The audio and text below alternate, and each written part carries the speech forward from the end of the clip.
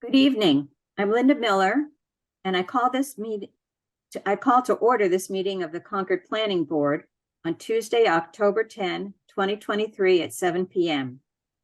The Planning Board is convening this meeting by video conference using the Zoom application. This meeting will be recorded for future on-demand viewing. I'd like to welcome everyone attending this meeting and take attendance of members and staff. Andrew Boardman. Here. Sue Felshen.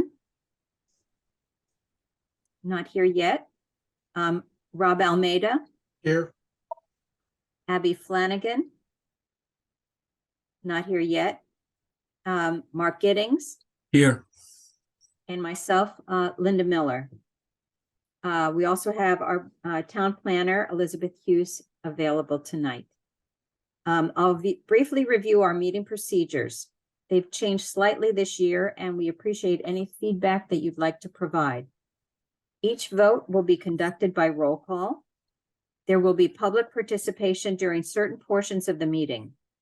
Those participating remotely wishing to make a statement or ask a question during a public participation period should use the Zoom raised hand function or *9 on a phone and wait to be recognized. Once recognized, you may unmute yourself in Zoom or use *6 from a phone and then speak. When you speak, please address the chair, identify yourself by name, address, and any relevant affiliations, and speak clearly for the meeting record. Comments during public participation are limited to 3 minutes or less, except for extenuating circumstances, such as for those with disabilities, and are requested to be respectful. Answers to questions, unless very brief and fact-based, will be deferred for follow-up at future meetings. Board welcomes written comments at any time instead of or in addition to those made during public participation. Written materials for this meeting are posted on the Planning Board section of the town's website. I'm looking, and we have a couple minutes available before the 7:05 item on our agenda. And I see also that Sue Felshen is present. If you could recognize yourself, Sue. Here. Thank you. So I believe that it would be appropriate perhaps to go to the minutes and administrative action and approve. We have available minutes, I think, from June 7th, July 11th, and August 8th. Is that correct, Elizabeth? And I wondered if we can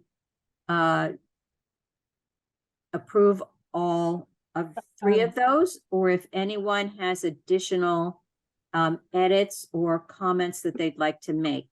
I did receive comments from Sue, so I can just quickly go through those.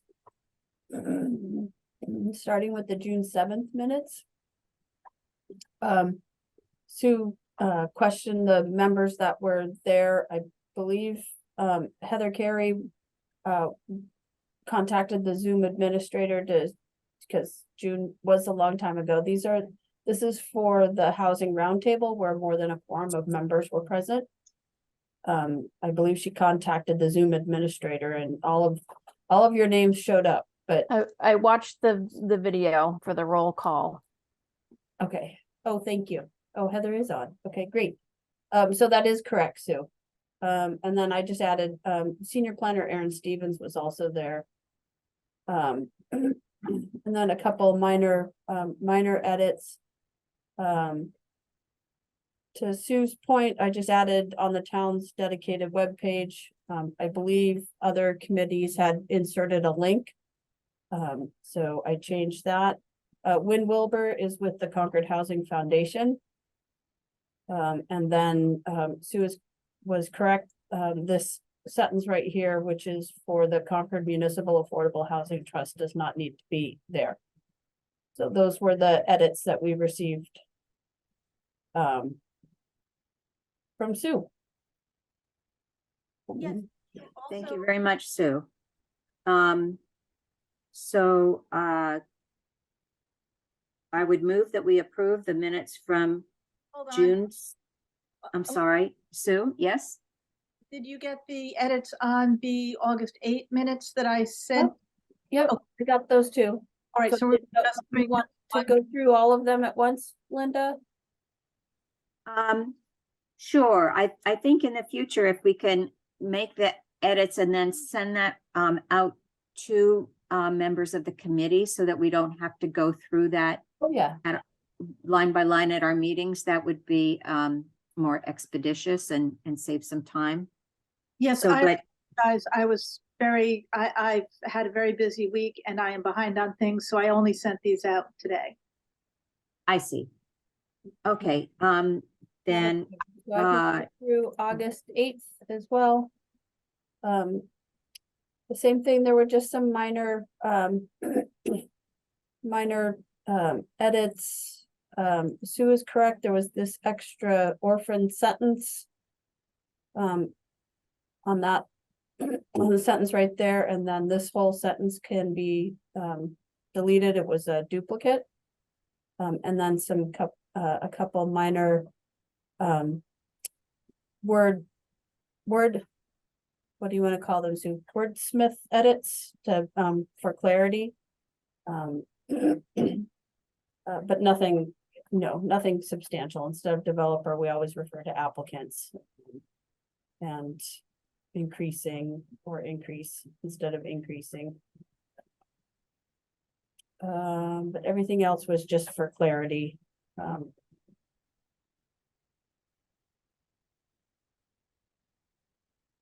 okay. Does anyone have questions on those? And then on August 8th?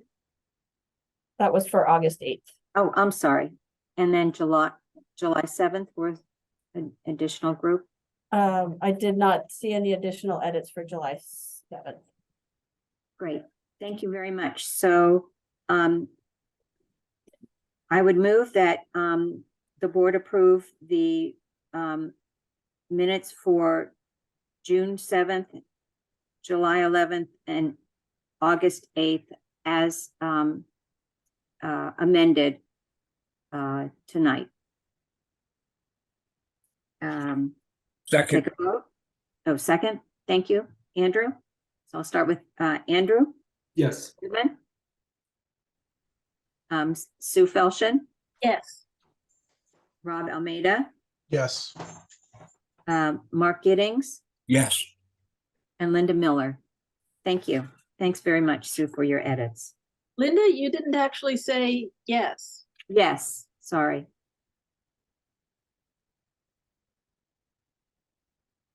Okay, so now we can return to the first item on our agenda, the definitive subdivision public hearing. In accordance with provisions of Mass General Law, Chapter 41, Section 81T, and the Town of Concord subdivision rules and regulations, to review the definitive subdivision plan application of EMS development for improvement of a new roadway and for the creation of 4 new building lots at 80X and 1053 Main Street, parcels 3730 and 3734. Apparently, the applicant has requested that the public hearing be continued without discussion to November 14th. Can I ask someone to make that motion? Or I can read it I again? so move. Okay, and a second? Second. Thank you. Taking a vote, I'll start with Andrew Boardman again. Yes. Sue Felshen, Aye. Rob Almeida, Yes. Mark Giddings, Yes. and Abby Flanagan has joined us. Abby, did you hear the full motion? I did not. I literally just joined. I apologize for my tardiness. That's okay. It's to continue without discussion, the subdivision hearing for 80X and 1053 Main Street. Hi. Okay, and Linda Miller, yes. Thank you. So now we can move on to with one more minute, I think, but I can begin reading for the site plan public hearing for the application of Crosspoint Associates, Inc. under zoning bylaw section 11-8 for site plan review to demolish the existing restaurant building and construct a new one-story multi-tenant building with site improvements at 768 Elm Street, parcel number 1898. The applicant is here and would like to make a presentation. Please let me know with that. Yes, Madam Chairwoman. Mark Bobrowski for the applicant. I'm Crosspoint's legal counsel.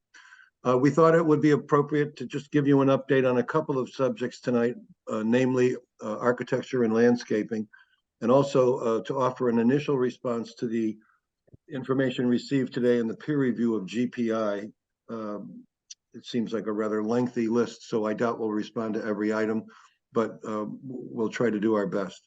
I'm going to ask that the microphone be turned over to Kerry McCormick, who is the Director of Development for Crosspoint, and he'll share screen and introduce the other people making presentations. Okay, I would say that I appreciate your being here to make the presentation and provide us with an update. I don't believe that the planning board has had an opportunity that is in terms of sufficient time to respond particularly to the traffic and stormwater issues that were received today. And so I'm going to say that, yes, you're welcome to present, but I would say I think we probably will prefer to ask questions at a future date once we've had the opportunity to look at that document, which I believe had 77 recommendations and issues. So I just don't think that's appropriate. And then also related to the questions on health and public safety, particularly from the fire department, again, whatever you wish to present, we're welcome to hear, but I think probably would prefer to ask more questions again at a later time, if you can be understanding of that. No, I completely understand. I'm still struggling to get to item 77 myself in the GPI peer review, so we'll keep it short on that front. Okay, and so I would give those thoughts to the planning board members and as well as to the public with regard to really focusing on what your presentation will be tonight in terms of comments that would be items that, again, the public as well will have a future date and future opportunity to ask questions about those submissions. So thank you. Thank you for being here. Thank you. I appreciate it. Thank you. Good evening, Madam Chairwoman, Planning Board members.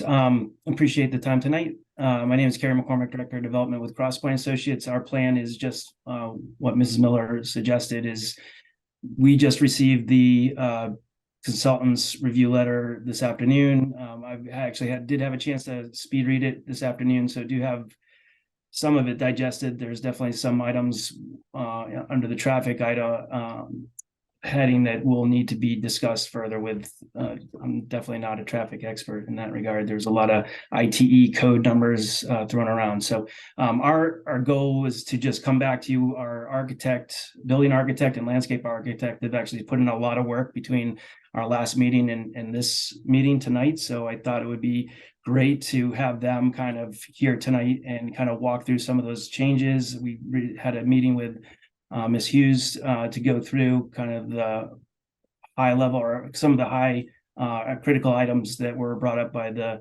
planning board and the community. So those have been incorporated where we can into the program and the design. So I'm just going to go over a few other items and then I'll turn it over to Axel from HFA, who will go through some of the building architecture. And then Vesna will talk some of the modifications that we've done, incorporated in with the landscape, and even the site lighting plan has gone through a lot of coordination work. So kind of those two items or three items that we'd love to go through tonight. And then we'll reserve hopefully the next planning board meeting on the 24th really focus on civil stormwater and, if possible, traffic. If not, we'll move traffic to the following meeting if that works for everyone. But that's kind of the way I think things seem to be kind of timing out. And so I wanted to take the opportunity, since we have all the work done on the architecture, landscape, building, to kind of go over that tonight with everyone here, and you can focus kind of on your attention on those items. Thank you. So the location is 768 Elm Street. It's the former paparazzi adjacent to the Asian Gourmet, Dunkin' Donuts, and the Residence / Best Western to the right. So one item I do want to that came up as a question was, so we have, this is the site, this is actually landscape plan. So let me go to, if I can move this out of the way. So here's the site plan. So this is the proposed coffee shop, restaurant. This is the area that I want to just talk about for a second, and then the bank. So we have gone pretty far with leases with 3 out of the 4 tenants. This one in the middle, let's call it unit 3, has been proposed medical, or we are looking at potential restaurants. So we're kind of looking at a site and a plan that accommodates both. And both are by right uses, so that's not really the question. It's just there's parking is a little bit different. We maybe put in a patio if it was a restaurant, but we haven't gone forward with that yet because we really would want input from that particular restaurant that comes forward. There's some comments from the fire department regarding ambulance.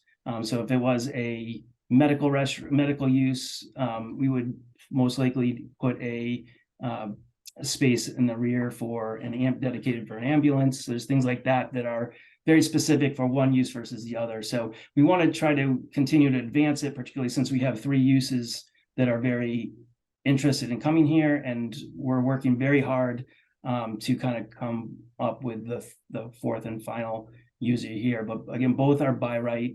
I don't think either have a significant impact to the kind of the layout, other than, as mentioned, the patio potentially in the rear, and maybe probably an ambulance space for the medical use. The big change there. So that's and I understand sometimes there's 2 plans that are submitted, but we're working off of this and getting kind of everyone's comments and feedback based off this kind of combined plan.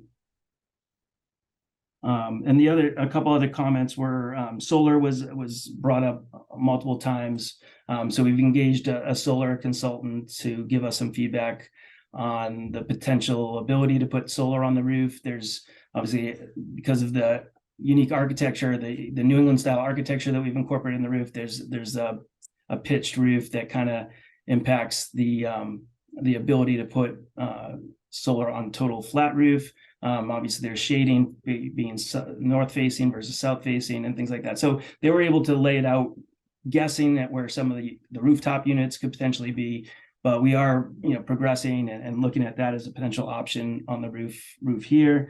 One of the challenges or hurdles is, we've done solar in, typical public utility areas such, that are controlled by Eversource or National Grid. This is different with CMLP. There's a different rebate system. It's a little bit less robust. So, understanding that and the cost benefit there and figuring how all that will integrate. But I did want to give feedback that we did look further into solar. And then irrigation as well. So Vesna will talk a little bit about how she's incorporated a lot of reduced irrigation type planting material, but we've also looked at or spoken with Melissa Simoninski. I'm not saying that right at all, but in the town's water. Simoncini, I think. Yeah, Simoncini. All right. Sounds good. About irrigation wells, so we'll look into that further about potential irrigation with a well versus municipal water here. So we've looked into those 2 things as well. So that point, I will turn it over to Axel to kind of walk through some of the changes that we've incorporated in the building architecture and kind of highlighted some areas that we've made some modifications. So. All right. Thanks, Carrie. Greetings, Madam Chair, members of the board. My name is Axel Solberg. I'm a principal with HFA out of our Franklin office, and I lead our development design team, which works in real estate developments, retail, multifamily, mixed use, many sectors of the construction industry. And I had the pleasure of presenting last time, so I think tonight's topics should be relatively few, since the architectural updates that we took a look at were fairly focused in response to just a few comments we received last time around. So, Carrie, I think this is the, yeah, here we go. Yeah, so, but perhaps as a good contrast, the slide Carrie previously had up was our original presentation. And so there were a few comments in regards to the landscaping texture, the color palette of the overall building composition, and the detailing wrapping around the rear facades that face the parking lot areas. And so we'll take a look at all of those things. And if you can bring up the next slide. Yeah, thanks, Carrie. So what we've done here is we've added all of the various landscaping components from the landscaping plan, which was provided by the Halverson team. So we've updated the imagery so you can start to get a three-dimensional feel for the actual texture that's more realistic to what will be constructed here. There are landscaping beds which surround the entire building footprint. So we've represented in a rough way those landscaping elements. Granted, things won't appear as illustratively as they do on the page once they're actually installed in real life, but you get the idea. So one of the other comments we received last time was the color composition of the building. So the plan right tenant that you see on the right where Carrie's hand is hovering there. So previously we used a light gray cladding color here, and the idea behind our overall color palette for the building is to provide a neutral backdrop which doesn't provide too much conflict with any potential tenant signage or branding. But switching to a darker gray here still affords us that neutrality and also increases the level of contrast in the overall composition. So it does add a little bit more depth to the overall architectural palette. So we actually like this color composition a little bit better than the previous one anyway. And then so wrapping around the back facades, and we see that on the east elevation, the west elevation, and the north elevation here on this sheet. What we've done is we've added additional trim board detailing up at the roof edge and the parapet as it wraps around the building.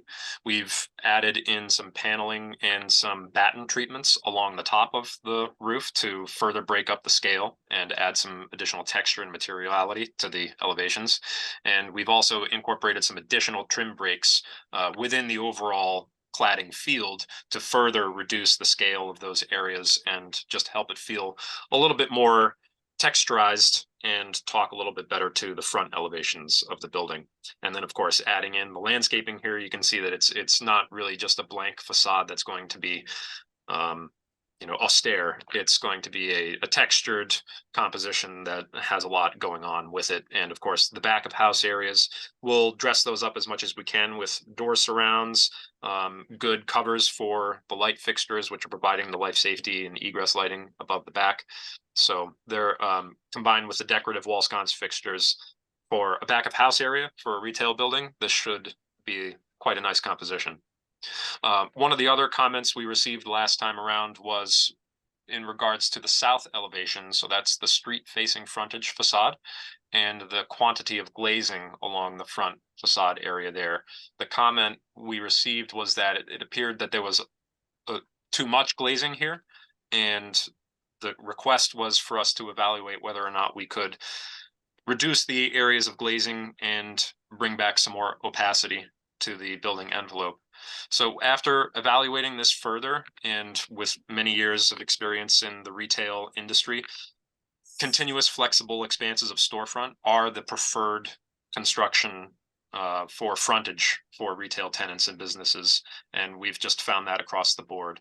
There are solutions that we can go through to reduce the visual scale that is interpreted when you look at the elevations, but considering the impact that reducing the glazing would have on the marketability to a variety of tenants at this point in the game, we are recommending that we keep the composition of glazing that we have here, which is the same as it was before.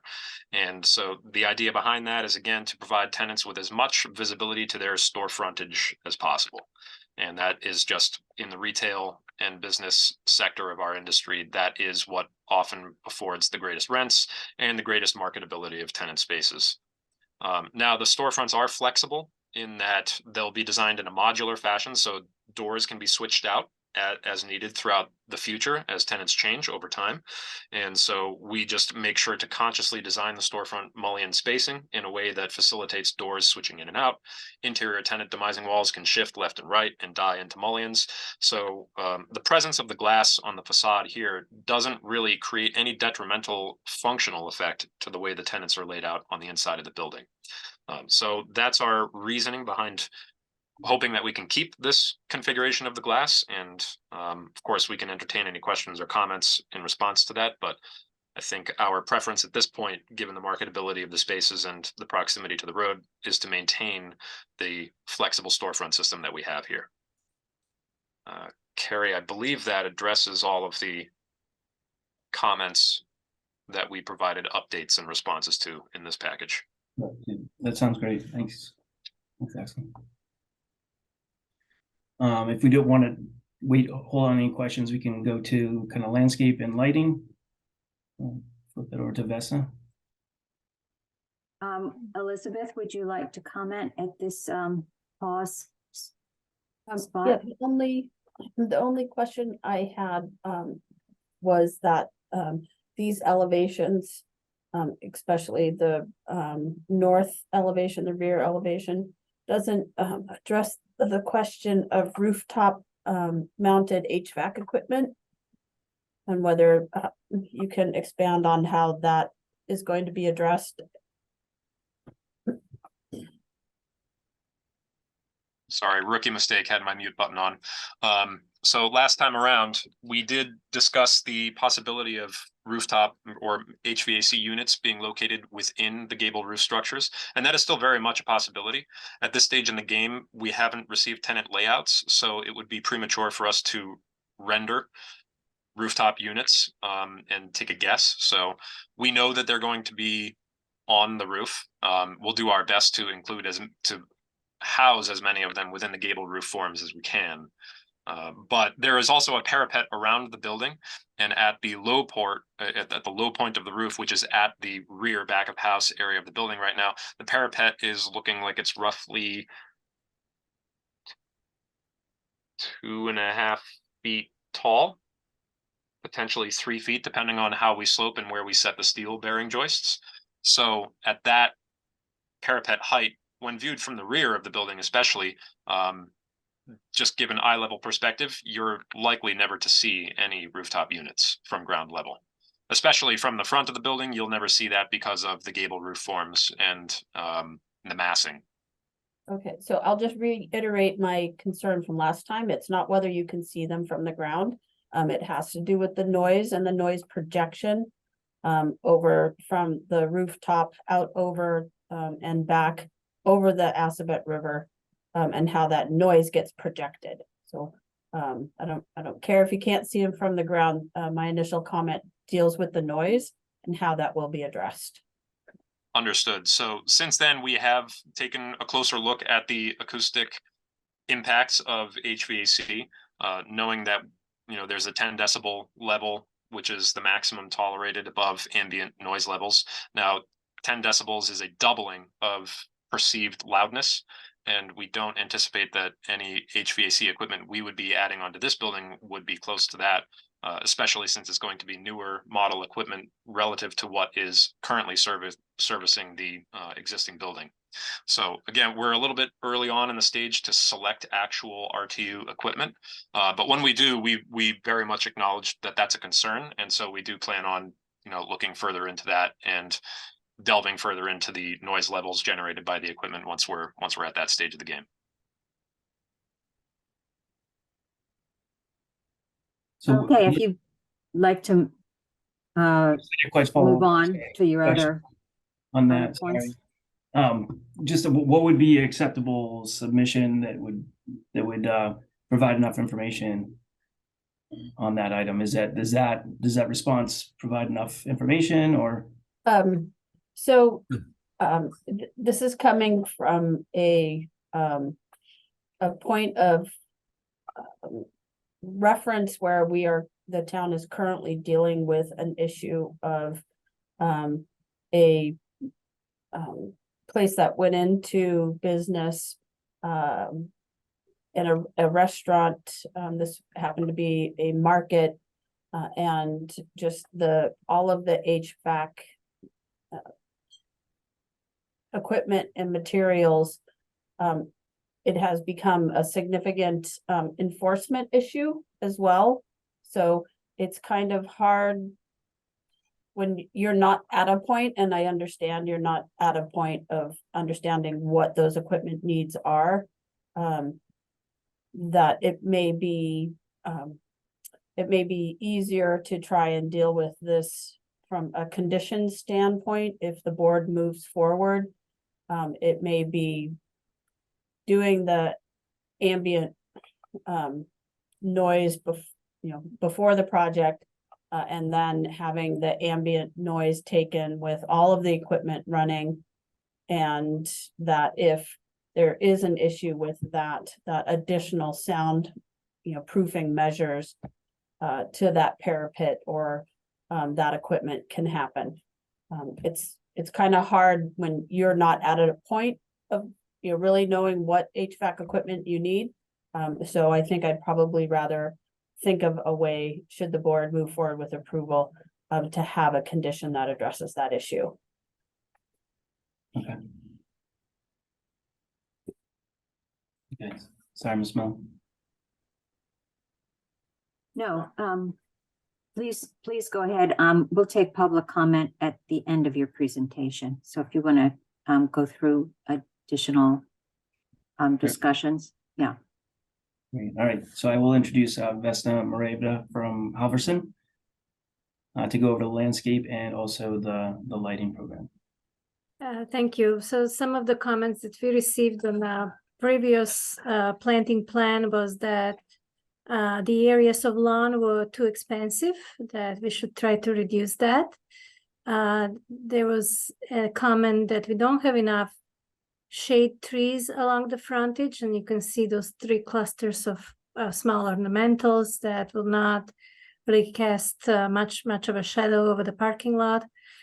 And then there were just a general comment about coordinating the type of, our plans with the civil plans, with the architectural plans. Overall, at that time, we did not have the footprint of the building. We didn't know where the glazing was. And the trees that were shown on the east side were kind of randomly placed in relationship to the building. The new plan addresses those comments. We have further reduced the lawn area, just to kind of be clear where that was. There was between the building and the ATM, that was lawn. Now we are proposing that becomes perennials and ground covers. Along the frontage, we expanded the areas of the sort of the end cap. On the left-hand side, we expanded the area of perennials towards the road, towards the street. And then I think that was kind of like mostly general reduction of the lawn.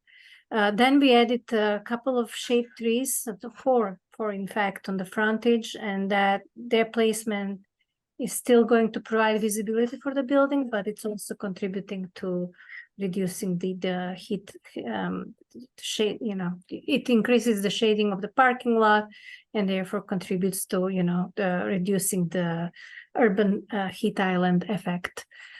And then finally, we now know where the glazing is on the building, so we also addressed the 2 empty walls that were on the north side there, and each of those will receive a couple of trees and a lot of shrubs at the base. So I think that will not be perceived as a blank wall anymore, but it's really kind of a background for those trees.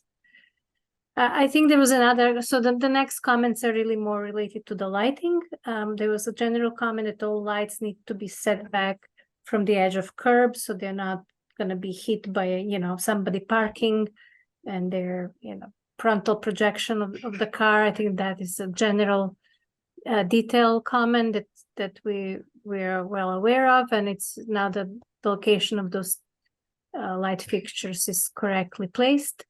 And then we have a new updated photometric plan. And this time shows the various levels shown with this kind of lines. And you can see, I think the couple of issues that were raised was that the lights that we have provided on the parking side towards the western, the east side, were projecting too much light outside of the property line, and we were asked to provide some sort of back shield, and that's what this is showing. So there is not a reduction to 0-foot candles there, but it does help to reduce the spillover. And again, I just want to mention one more time that along that property line, there are existing lights that belong to the abutter that are providing much more light that we would be contributing in that area. We do understand it's an issue about a zoning code that requires 0, but we are very, very close to the property line there, and there is just so much you can do. So again, these lights are high efficiency LED, they're dark sky compliant, they're 3000 kelvins, which is the warm temperature that is a little bit warmer and that kind of more attractive in many ways. So we are kind of meeting all of those requirements. Another comment about the lighting, I believe, was that we didn't have the wall sconces, the wall-mounted lights in the photometric plan, which was skewing, which was showing very low lighting levels at the storefront. Now those have been added, and that contributes to the more realistic representation of what the lighting is going to be. And finally, I think the ATM lights were added as well. So that does provide a high level of lighting. I think Carrie had mentioned that is a requirement from the bank client. They have their own safety requirements. It's certainly not providing a huge contrast to its surrounding, but it's important for safety. I think that's all. Am I missing any of the comments? No, I think just maybe patio. I think there was some comments about kind of the patio layout, which I think now right. It shows in a little bit more detail, patio. Yeah, so there are two patios. The one on the left-hand side is a little bit more private and enclosed. That's for the coffee shop. We're thinking the separation between the sidewalk and the patio will be prefabricated planter boxes with vegetation, and then there is regular year-round vegetation in those plant beds.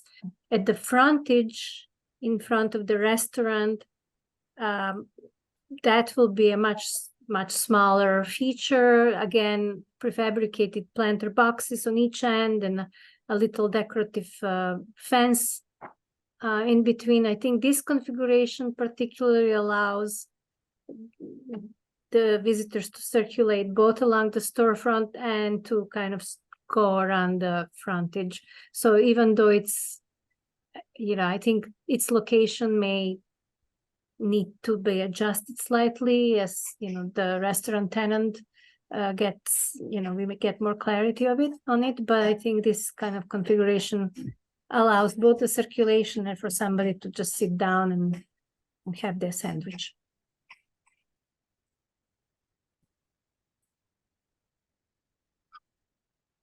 Okay, thank you. it will be interesting for the planning board to go over these when they are available on our website, as well as for the public too as well. So I will ask if there are any questions from members of the planning board on all of the discussion items that and responses that the applicant has made. Sue, I see your hand is up. Yes, I could use more time to look these over, but I have a couple of small questions and comments at the moment. One is, I noticed that you said that the lighting temperature would be 3,000 Kelvin, and I think that a lighting temperature of 2,700 Kelvin would be preferable in terms of not keeping people, not preventing people from sleeping at night, particularly with a residential area to the east and with a wetland, a natural area behind, and a little bit as well to the northwest. My second question, I think this is possibly a question for Elizabeth.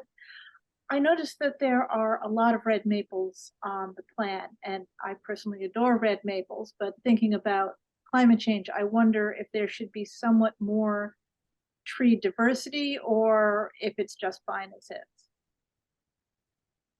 So I am definitely not your landscape person, but I imagine Carrie and his team will at least be sending over this revised lighting plan and landscaping plan. And I can ask the natural resources director for her input on the landscape plan.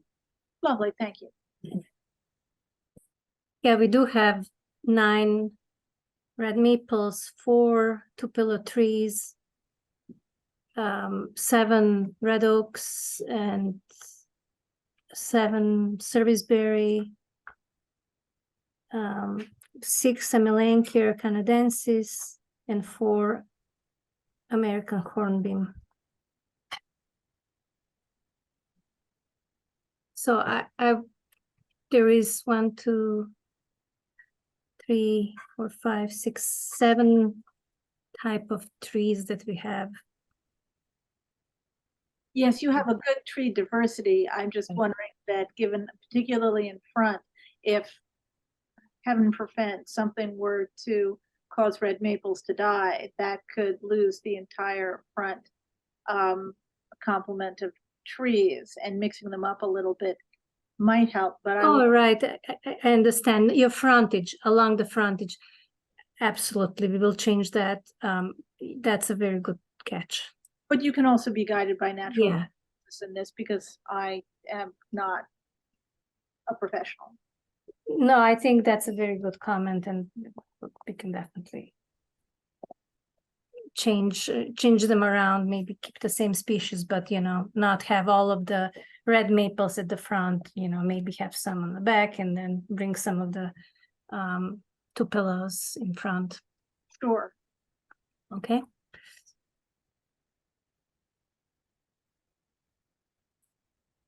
I need to look at my Okay. red maples now too. One thing that I did forget to mention is there was a comment about the irrigation. Mhm. And how we would reduce the use of potable water, and some strategies that we've used in the past on lead projects that gain us points. We use the same knowledge here, and some of those include reducing lawns, which we definitely have much less lawn that a conventional plan would have. Using non-irrigated areas of like a meadow, again, significantly represented on this plan, using native vegetation, which is more adjusted to the extreme, or the natural, sometimes you have a drought and they're more used to that, and then using drip irrigation.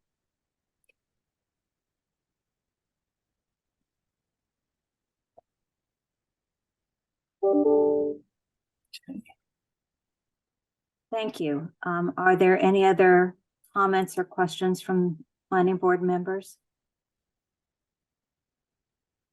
If not, perhaps there are any questions or comments from members of the public who are listening in? I see Pamela Dritt.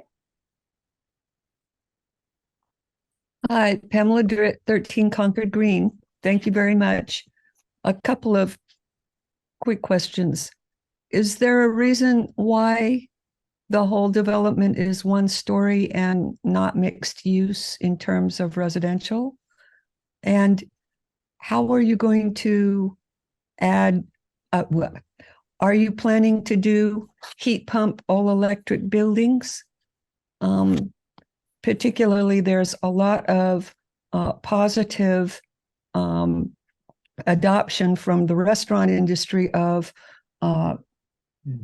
induction cooktops, which are cooler for the workers as well as better than gas.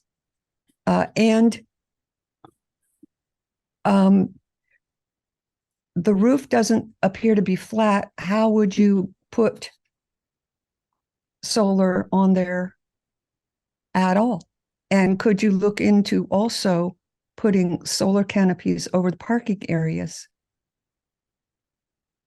And you would probably also need a battery backup, which would save you money in the long run in terms of the operating costs of the building. I guess that's more than two questions. Sorry. Thank you, Pamela. But I would like to know, are you going to use all electric or at least heat pump Sure. for heating and cooling? I think I can respond to all three of those questions. I think the first one, maybe Elizabeth can jump in, but zoning in this location limits us to 25 feet in height. And also, I believe, is not zoned for multifamily. So we actually are at the upper limit of the height restriction for the design that is before you now. So that's kind of limits the ability to do multi-tenant or multi-story mixed use type development here. If we're about to change it, we have the MBTA Communities Act. If it were possible, would you be interested in doing so? So we would definitely, have our design and look to have that adaptability in the future for sure. As those things change. Right now, it's challenging, obviously, to do multifamilies.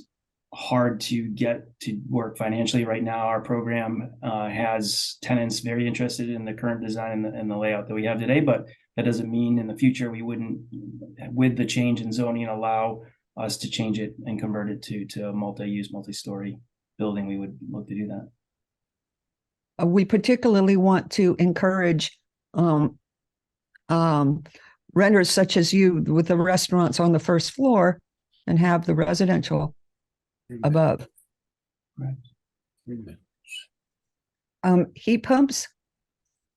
Yeah, so your next question. So yeah, we are looking at doing all electric.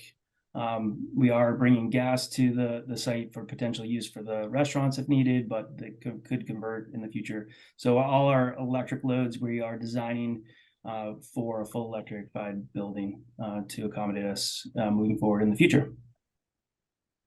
Thank you. Do please consider also electric car charging. That's being done as well. So yes. So we've spoken with Tesla and some other providers here at this location, and we've talked to CMLP about electric vehicle charging stations as well. And then your third question was the roof not being flat. So it is a pitched roof in the front to give it the New England style and the gables and all the different variation across the front to be multi-tenanted. If you look at this side profile or even this side profile, so this is the deeper buildings. The deeper buildings are tenants are on the right hand side. So it actually goes back to bay. This from here back would be flat. The middle portion has a higher roof and it actually extends back further. So our solar consultant did lay out, I think it was about a 20 kilowatt system. That is without really knowing where the rooftop units are going to go and things like that. So your question or concern, it's not a fully pitched roof. It does have flat components, particularly on the right-hand side. They're deeper, and maybe I can go up to the floor plan. So the pitched roofs, I believe, like this tenant here has the higher, it goes back a little bit further, but most of the other tenants, and Axel can correct me if I'm wrong, their pitched roof ends here and about this column line. So the back portion of the smaller buildings would be flat here. Obviously, there's a couple, one or two rooftop units on each tenant. And then from here back would be all flat, and probably about here back is all flat. So again, rooftop units, roof hatch, things like that, vent stacks, all those need to be coordinated with restaurant tenants and different users, which makes it complicated to kind of really detail it out at this point in time. Thank you. Would you also please consider battery storage that might allow you to do much more solar, and it might save you a lot of money, as we're going to end up with a distributed grid, power grid, and your batteries could make you money. Mm-hmm. Definitely. Okay. Seeing no other questions from public participants, I wonder if we can work on a date when you might be available to return and answer some of the questions on both these new presentations you've made with the alterations, as well as the comments on health, public safety. I do see Eric Gulko. Eric, do you have a question for the applicant?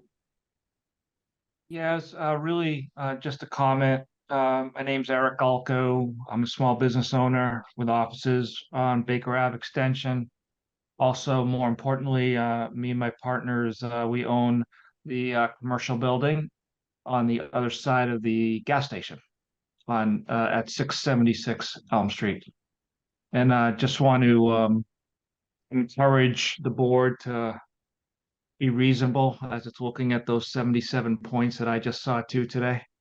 And while we want all the laws to be complied with, and we want traffic to be mitigated wherever possible, we also, as fellow business people and folks driving up and down, and we want there to be reasonable development over there. We don't want empty parking lots and vacant buildings. So whatever the board can do to, as they're looking through that list, figure out what's critical, what's nice to have, what's required, and just be reasonable so that we can take care of the area there. Thank you. Thank you. Thank you for your comment. It's good to have balance at these meetings, and we appreciate that very much. Okay.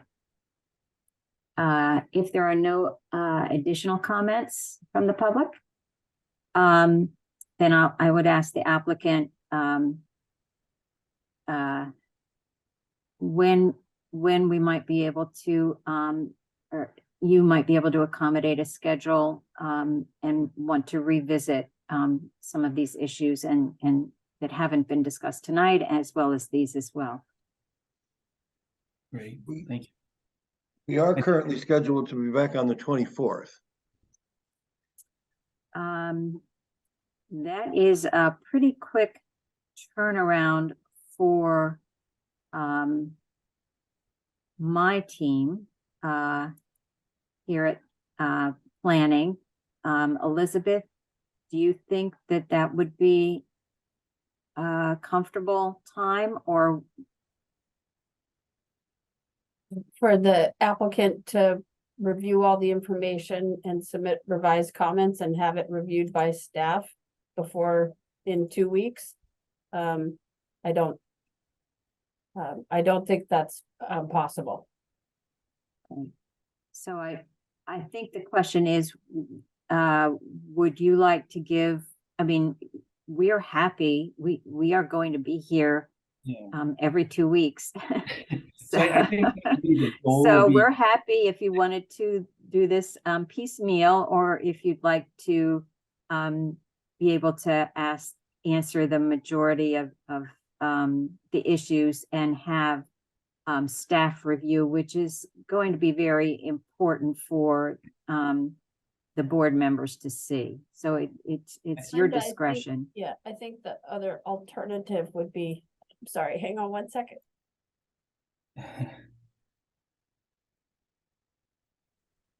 Would be to, if Carrie and his traffic engineer wants to meet with the town's consultant and at least have traffic discussed on the 24th.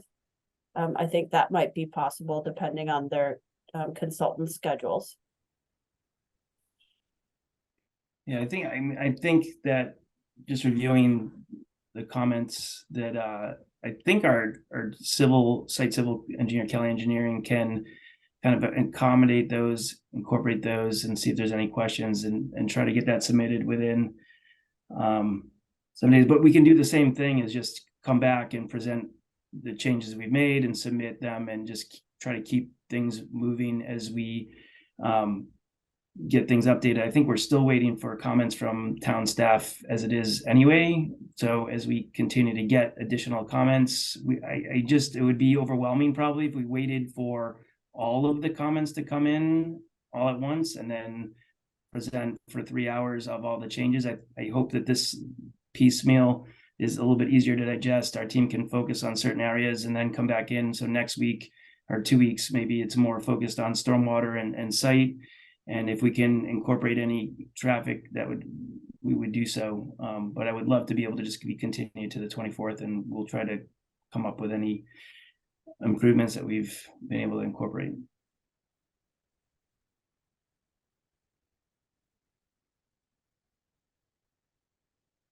Okay. Then we're certainly open to do that. And I will make the motion that the site plan public hearing for the applicant of Crosspoint Associates, Inc. under zoning bylaw section 11.8 for site plan review to demolish the existing restaurant building and construct a new one-story multi-tenant building with site improvements at 768 Elm Street, parcel 1898, be continued to October 24th at 7:10 p.m. May I have a second? Second. Thank you. And voting, Andrew Boardman, Yes. Sue Felshen, Aye. Rob Almeida, Yes. Abby Flanagan, Aye. Mark Giddings, Aye. and I, Linda Miller, yes. Thank you very much for the update tonight, and we will look forward and would ask you to, yes, register all of this new information with the town so we could review it, and we'll be looking forward to seeing you in a couple of weeks. Thank you. Thank you. Thank you all. Okay. And now we will move on to administrative business and public comment. General public comment is limited to up to 15 minutes with no more than 3 minutes allocated to any one speaker. A general public comment is limited to items that are not on tonight's agenda. So would there be anyone who has general public comment? If not, thank you. And we will move on to the A&R presentation for 162 Plainfield Road, assessors parcel number 3273 and 14Y Plainfield Road, assessors parcel 3271-1. Elizabeth, are you up to working through that with us? Thank you. I'll give it a shot.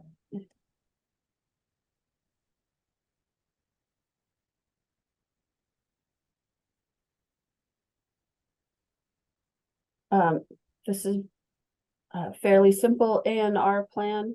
I'm gonna zoom in.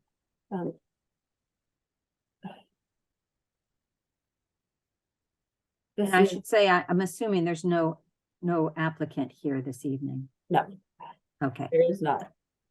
It is the conveyance of this little triangle piece right here of 258 square feet from lot C to lot A. Just the backstory of this, lot C was owned by the White Pond Association, and it was gifted to the town through the Natural Resources Commission. And when that gift happened, the town did a survey and found that the driveway for this property extended onto this land.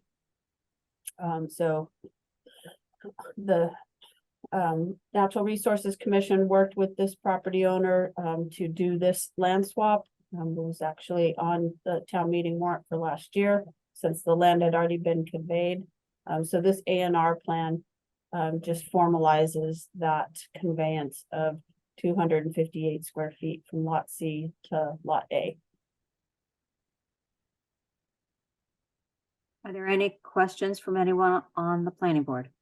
Well, sort of. Elizabeth, I noticed a confusion in the wording of the application. For the record, can you clarify about the validity of frontage? So we have had no end of issues with this A&R plan. The surveyor is from New Hampshire. So the surveyor did fill out the application correctly for frontage, for just the frontage on Plainfield, which comes out to be approximately 111 feet and some inches. But frontage, this is a corner lot. So this lot has frontage on two sides, so it has more than 150 feet of frontage. And I gotta stop now.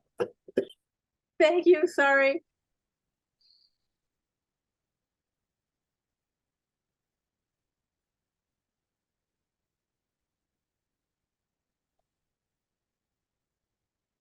Well, the application is not insignificant. It is not what is binding. Of what's binding is shown on this plan. So this lot is conforming to frontage. It has more than 150 feet of frontage. It is non-conforming to area. It is becoming less non-conforming with the addition of 258 square feet. And lot C is a conforming lot.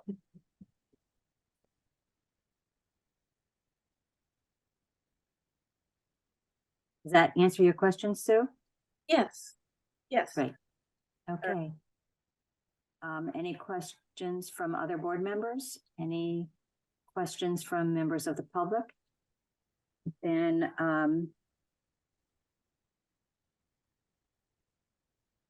if I can move then for approval of, yes, the approval not required. Is that right, Elizabeth? No, we Okay. endorse the plan. I have it in Mm. front of me. Would you like me to make the motion? Yes, please do.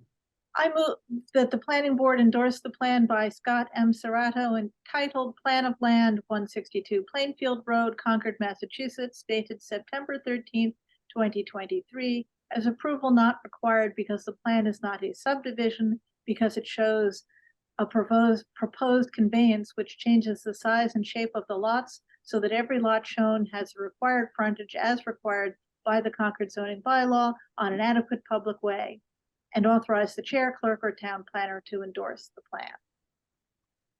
I second. Thank you. Andrew Boardman, Yes.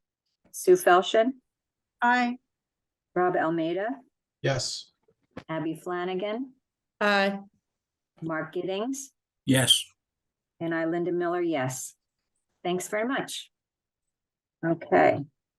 And next, I think we will go on to, I think, very interesting discussion, which will feature a consultant that we have, along with Elizabeth, on the zoning bylaw parking analysis. And if Elizabeth, if you could introduce Sam and Sure, I'm gonna make it from real quick. I'm gonna introduce Sam Gregorio. He's with TEC. And he's gonna go over all of that wonderful information that the board got in their packet. No need to talk, you can stop. It's well, good evening, everybody, Madam Chair and members of the board. My name is Sam Gregorio. Sam Gregorio. I'm a senior traffic engineer at TEC, and I know we met a few weeks ago at one of the last planning board hearings. You'll also, I'd seen me at some of your other board meetings for the zoning board and stuff like that coming up for a couple of peer reviews, but so obviously, and for anybody in the general public who's listening, TEC was contracted to help out the town with looking over the current bylaws in the that pertain to parking as it comes to offsite parking, shared parking, and other neat related items, so that as we go forward as a town and looking at developments that we're associating the number of parking spaces for vehicles, bikes, any other type of use to what's actually needed necessarily for that site, not necessarily burdening the town itself with additional impervious area, not necessarily burdening developers with unused spaces, but also making sure that the town has, and the developments that happen in the town have adequate space to allow for parking on their site. So we have a few different meetings that might be coming up that I want to talk to the board about in terms of scheduling what we want to talk about at those particular meetings. But first, just to quickly go over, I guess, some of the things that have happened since the last time we met. And I do apologize. I think one of the things I sent over to Elizabeth over the weekend to have it sent out to the board was the wrong Excel file, which had basically nothing in it. But I didn't realize that until today when I was looking at my files and realized, oh, this was not the right one. But the file that I was gonna originally show was similar to the one from last meeting. We had talked about the parking demand that we look at in terms of what's called the Institute of Transportation Engineers Parking Generation Manual. So a collection of thousands and thousands of traffic counts, in this case, parking counts at different types of land uses. So I know we've reviewed some of that at the last meeting. That Excel file has been expanded at the moment to look at some of the surrounding towns to Concord and what they are doing in terms of their parking requirements. Sudbury, Lexington, Lincoln, et cetera, et cetera. So that I will ship off to Elizabeth tomorrow, just so the board can see it. It's not a complete it's not a complete file yet. It's being used right now to compile different comparisons of parking demand, parking requirements that other towns have, parking information that other manuals have, so that as we come into one of the tasks of this this project, which is to provide recommendations for off-street parking for the different land uses in the town, that we get kind of a holistic view from not just something up from different sources and what's actually been used, what's needed for these different land uses. Focusing directly on what I guess a new topic that is also something that TEC is looking into is related to ways to reduce the amount of off-street parking that developments may have, and that's through different types of what we call transportation demand management measures. So those are different measures, whether they don't have to be directly related to parking. They could be related to other aspects of a site development or a public development for that matter, that helps reduce the overall need for parking on a particular site. And so one of the things that can be used to enhance the bylaw as it sits right now is providing opportunities or requirements and or opportunities for developers to come in and find ways that they can reorganize the way their parking is, or reduce the actual parking supplies they have or are required to have. So I know we do have certain clauses in the bylaw at the moment that talk about, shared use development. For instance, I know the last development that was just in front of the board a couple minutes ago has a multi-use development, which provides the opportunity to reduce parking supply based on just a matter of sometimes. This didn't have a residential use, for instance, but that's the best example that usually comes with this is, first, if you have an office and a resident residential development together as one overall development, the opportunity to reduce parking just there, knowing that some people are going to park in the office into probably empty spaces where residents are usually gone during the day for work hours, things like that. So that's one option, to find ways to individually reduce parking spaces. But I think one of the things I wanted to go through today is a listing of some opportunities for transportation demand management measures. This isn't a necessary list that everything in the town has to adopt. It's just not necessarily a list that is going to end up as a bylaw listing. It's just items that the town can start to look at to develop what we can see as a opportunity to help developers craft what they're going to have for their parking supply, but also helping the town in that nature. So, and again, going back to the last development that was just in front of you, one of the questions from one of the residents was about electrical vehicle charging stations. Something that's not right now in the bylaw for Concord or a requirement. Some towns do. I believe Sudbury, for instance, is an example that has recently put it in the last few years for not even just EV parking spaces, but EV ready spaces. So right now, there's not a lot of electric vehicles out there. We do see them on the road, but it's not a full development's worth of vehicles that are parking that are EV, but providing requirements or incentives for those developers to not only provide EV stations, but at least the conduit and the infrastructure to certain parking spaces that, 2 years down the road, when the demand that their residents have for it, it can be added in quite easy without ripping up parking lots and ripping up sidewalks and ripping up other parts of the site that have already been built, which the developer doesn't want to do either. So one of the things I was going to do is share my screen, if that's okay. And I wanted to bring up I got to find the file I had for it. And I'm going to just bring up my home screen and then go find the file.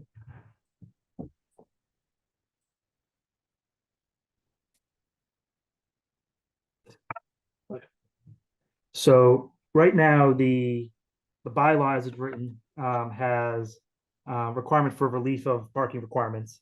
This is 77212. And it allows for developers to come in and use different studies and documentations that they might have that might inform the board to reduce their parking on site, whether that requires still a waiver in such a way. But there's no direct requirements in here for what qualifies necessarily for that adjustment to the actual parking. So one of the things that many of the towns have been doing in the area, whether it be smaller towns or like even the larger cities, Boston's the best example for the larger cities, and anybody who's obviously we're Concord, or not, we haven't necessarily seen a lot of what's going on in the Boston meetings. I've had a couple of personal developments that I've been working on there myself, and the listing of what they have for requirement versus elective for different measures is quite extensive, and based on the size of development or the number of trips or parking a particular site's gonna be expected to have. So what I submitted to the board over the weekend was a general listing of just some of the things that can be considered. And again, these don't have to be requirements. They can be just discretionary for each of the developers, something that we can try to institute into a different table or a different clause into the bylaw. Requiring. I don't mean to interrupt you, Sam, but we don't see that table or document on your screen yet. Okay. Or at least I don't. No, we don't. No, it might be my computer. Let's try this again.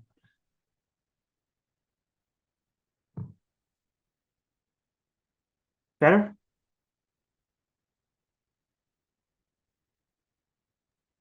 Yes, better. Okay. I must have a different just particular window clicked. I'm sorry.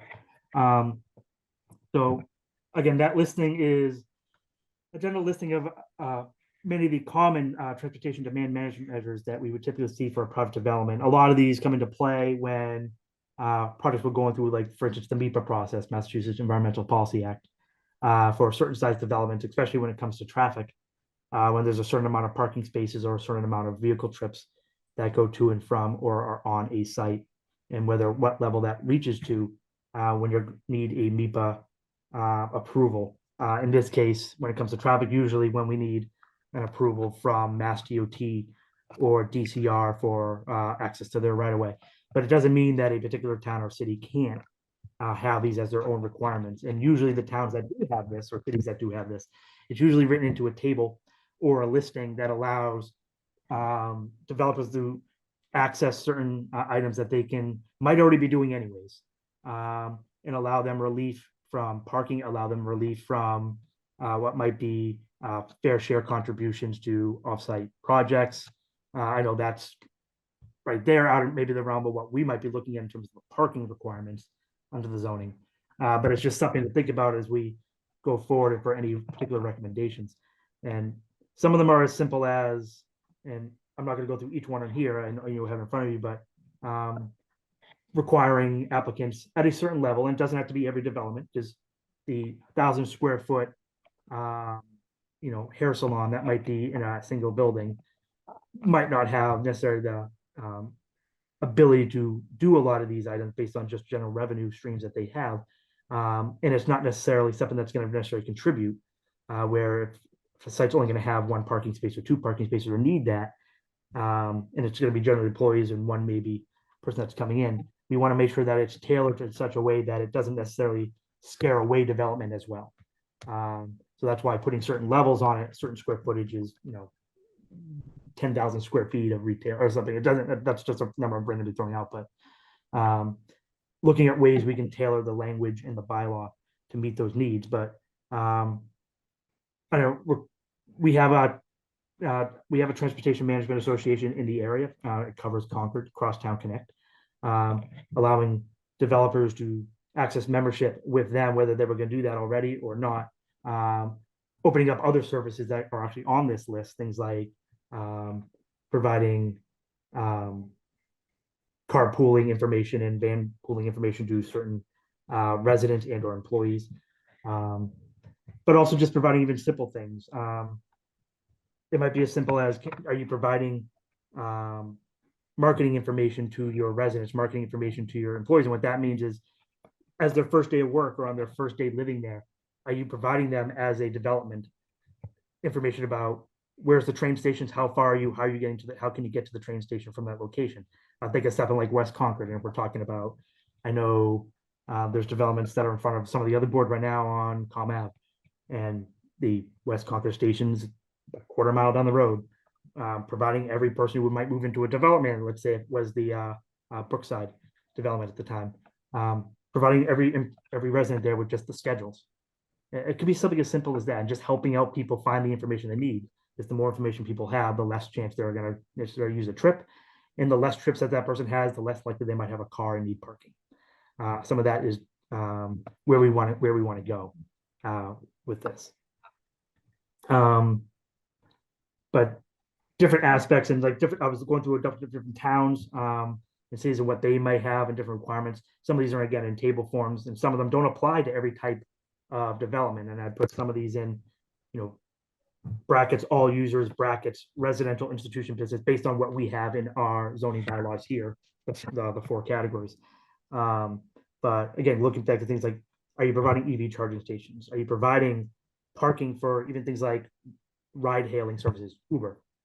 Something you didn't think about 10 years ago, but now when you do, and you wonder, well, can I get rid of, a couple parking spaces on a site just because I know there's space for an Uber to pull in without that he's going to be actually able to park, not blocking. Obviously, the more important part of that. And same thing with parcel delivery, Amazon vans everywhere, we all know. But having opportunities for them to be able to park, completely different from the normal parking supply. Again, allowing the more access that people have to have things brought to them, the less likelihood they are to drive themselves. Less likely they are to drive themselves, the less likely they are to have a so, and this is something that we see in more urban areas around, especially even in Massachusetts, inside the 95 belt, where the more services that can be provided by a development is the less chance that people are actually driving or having a car. And I'm not going to age myself. I am older than the younger people that might be coming out of college right now. So I don't necessarily say it's my particular age group, but a lot of the age group that is younger than myself, 20s, early 30s, a lot of them just don't have cars. So this becomes less of a worry. And as we don't want to necessarily force developers into a position where we have 50 empty parking spaces every day when only 50 are full. So if they can be afforded the idea of reducing their parking supply, that is better for everybody.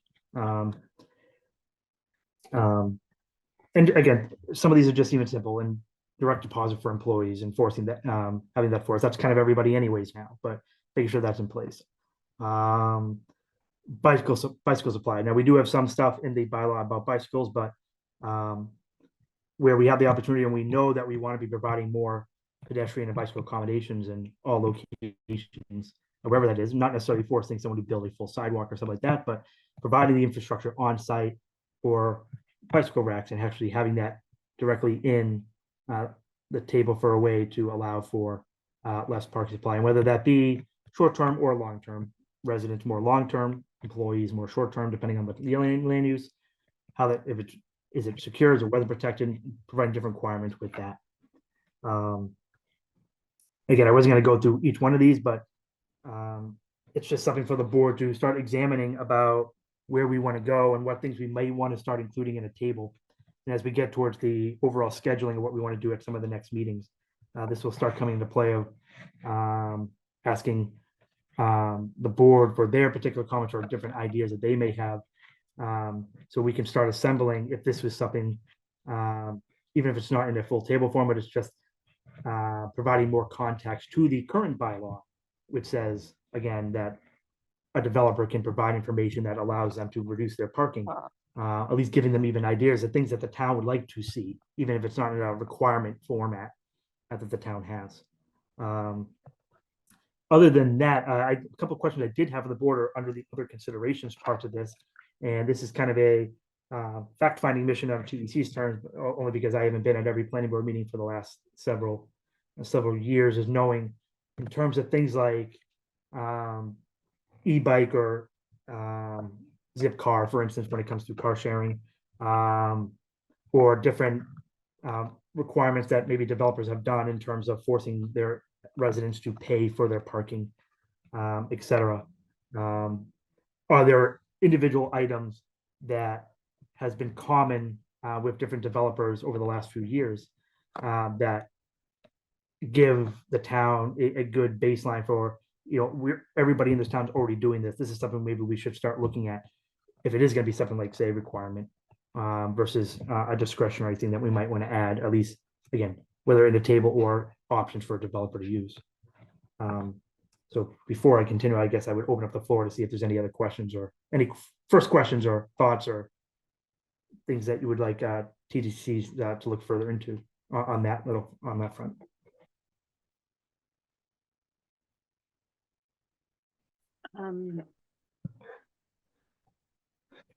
I don't know, Elizabeth, if you want to comment in general on things that the planning board over time has, I know that we've emphasized bike racks and solar ready, EV charging ready, primarily in terms of parking, but we haven't used that other than as suggestions, and hoped that we would see compliance from developers as opposed to providing that specific incentives. That would be my initial thoughts. Sue? Well, I have just a few questions or comments. One is we certainly have used shared use parking as a way of reducing parking requirements for mixed use developments of various sorts.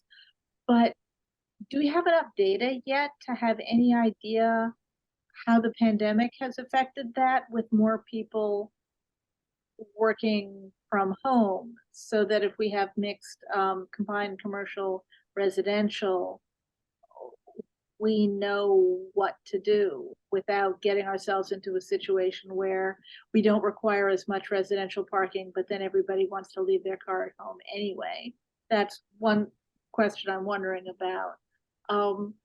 And another thing I have noticed, we do have at least one place in town where several different properties that are adjacent to each other have gotten together and implemented I'm not sure of the right term, a parking management association, where anyone who visits any of their properties can park anywhere in the parking for all of the properties together. This is very helpful for being more efficient in laying out parking and not requiring people to move their car 25 feet because they want to go to the next business over.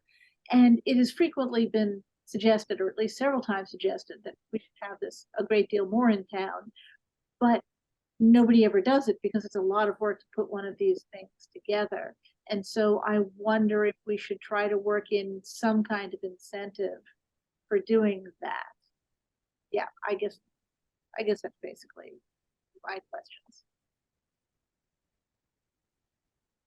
And just to follow up on a couple of those, right now, at least the manuals and the traffic counts that or parking counts in this case, would use, for instance, from the ITE, are at the moment all pre-COVID, but they're right. I think the last manual came out actually in 2019. So the counts would have been going through like 2018 for that. So they're not too long ago. It's not like it's 20 years ago. And with those manuals are updated very frequently, mostly because a lot of these land uses were even changing before COVID rapidly. The best example I always have is a bank, because we all just, bank on the cell phone now. So the amount of trips and parking and stuff like that for banks has just dropped dramatically over the last decade. I would expect that, and I can look into how ITE is currently looking into the new version of counts post-COVID. I do know the editor of the manual personally, and I used to be the president of the New England section of that organization. So I can get information relatively quickly for that. So I would say that it's going to be probably a while before that data would be able to catch up to fully what would the COVID effect. And just because, even though, a lot of the traffic, for instance, we've seen has gone back to normal. As you say, a lot of people are still working from home, and a lot of people are still buying stuff on Amazon and Walmart.com as compared to just going to the stores. So it might be a while before that comes out, but I guess one of the best ways, and maybe this is just the way it gets written into the bylaw as a recommendation, or how it gets maybe reworded, is the developers generally do know the best what they want to be able to use, because they do have a mix between, I don't necessarily want to build a lot of parking because I have to pay for the building the parking, but I also need to make my tenant happy, otherwise they're not going to rent from me. So their information is generally pretty close to what they figure the demand is going to be. So the bylaw could be tailored in such a way to say that as long as there's maybe we're just requiring in that sense documentation, like really good documentation of what you expect based on known sites in the area that are similar use, even if it's not their particular site, someone else owns it. And that might help to at least be provided to the board to say, like, if we need to do a waiver in that sense, or need to at least be credible while using the mixed use facility clause in the bylaw, that you have the backup data that really support what the parking need is. And maybe there's still a board decision that happens after that says, okay, well, you say you need this, which is less than the bylaw requirement. Maybe it's adding a couple more spaces just to make sure, kind of thing. And that becomes a decision of the board after. But make sure the language is tailored in that way.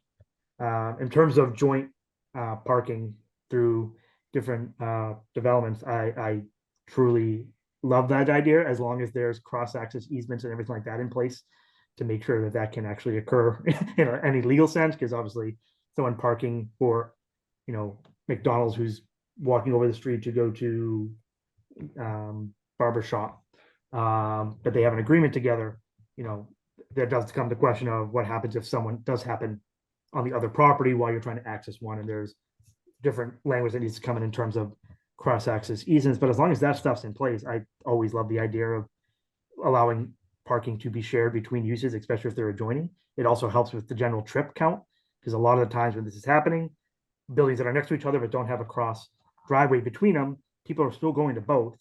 There's actual trips on the road too.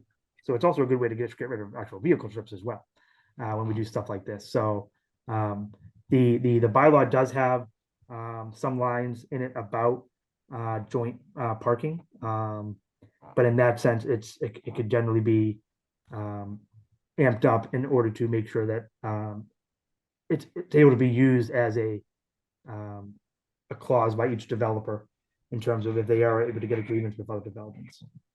Right. I think they're just great. The one I'm thinking of works extremely well, but we must be doing something wrong that we're not getting more of them, or maybe it's just too difficult. So I've been wondering, is there something that we can do to urge them, or do we just continue to let it happen or not happen organically? Yeah, and the encouragement could just be written into, here is your credits against your particular parking requirement. And I would think that the hesitation that developments have is really the legal sense of it, is what happens if I move? Do I have to get agreements re-signed and stuff like that? Does this get forwarded? Am I going to have to worry about selling property to X person later because now they're forced into an agreement by any cross-access easement or anything like that? And that becomes, everybody wants to get away from legal paperwork. That is really, everybody knows how much a lawyer costs per hour compared to for any other profession. So it becomes, a lot of it becomes just things like that. Is it worth the headache, or do I just build those 4 extra parking spaces where I know that it's a capital cost, it's upfront, I know where it's going to be, and I don't have to worry about how much money I have to pay a lawyer to get out of this later, or in that sense, what happens if someone gets injured on my side who wasn't supposed to be there?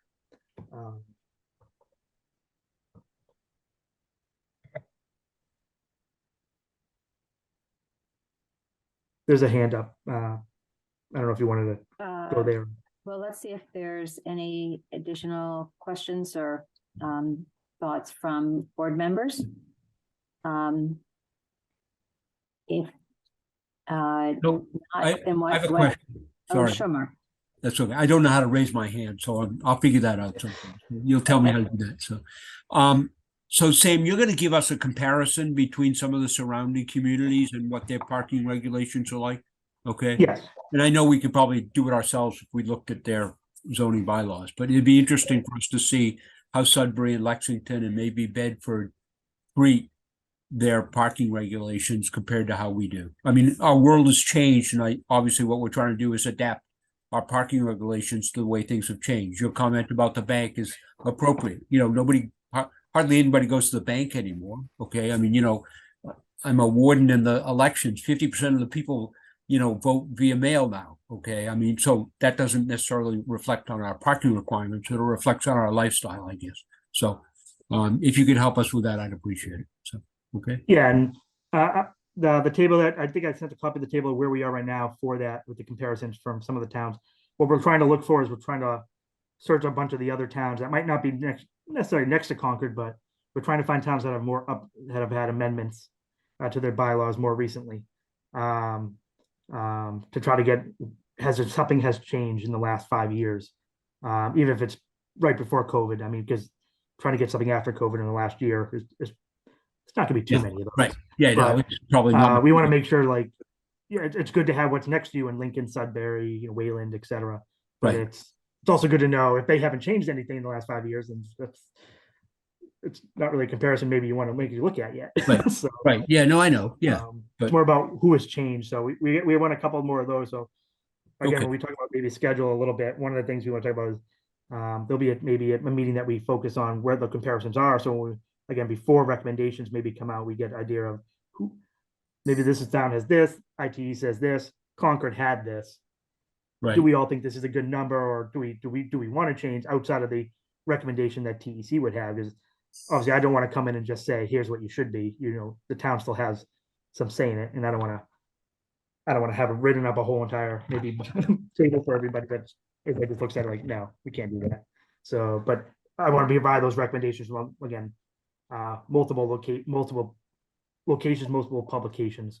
So there's a good cross Right. section of what's going on. Thank you.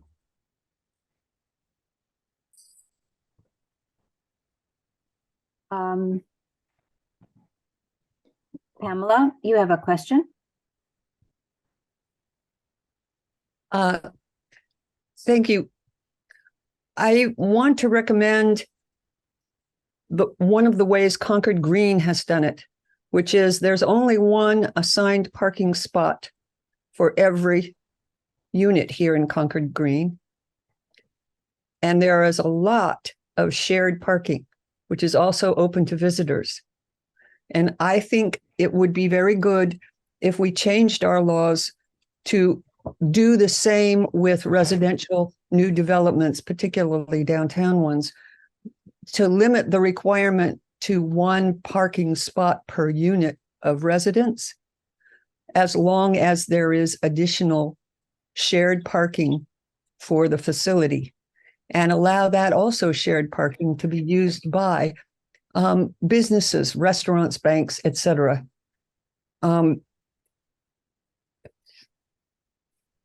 The problem is getting to the spot where we have a lot of shared autonomous electric vehicles that far fewer people need cars. So we got to get there. Requiring more than one parking spot per rental unit seems excessive now. And I just wanted to suggest that. And that we should have probably written in that perhaps as an incentive, if you have electric charging at every unit. One of the things people don't seem to understand about electric vehicle adoption is that the majority of units need to charge at home with their own ability to do that. And Concord Green doesn't have that. And most multi-unit places don't, but they will in the future have to. So we should somehow make sure to start encouraging it. We're doing great stuff, but we're still behind the leading edge of where we need to be, I think. I think we should require less parking. Can we do that? And require shared parking, open parking?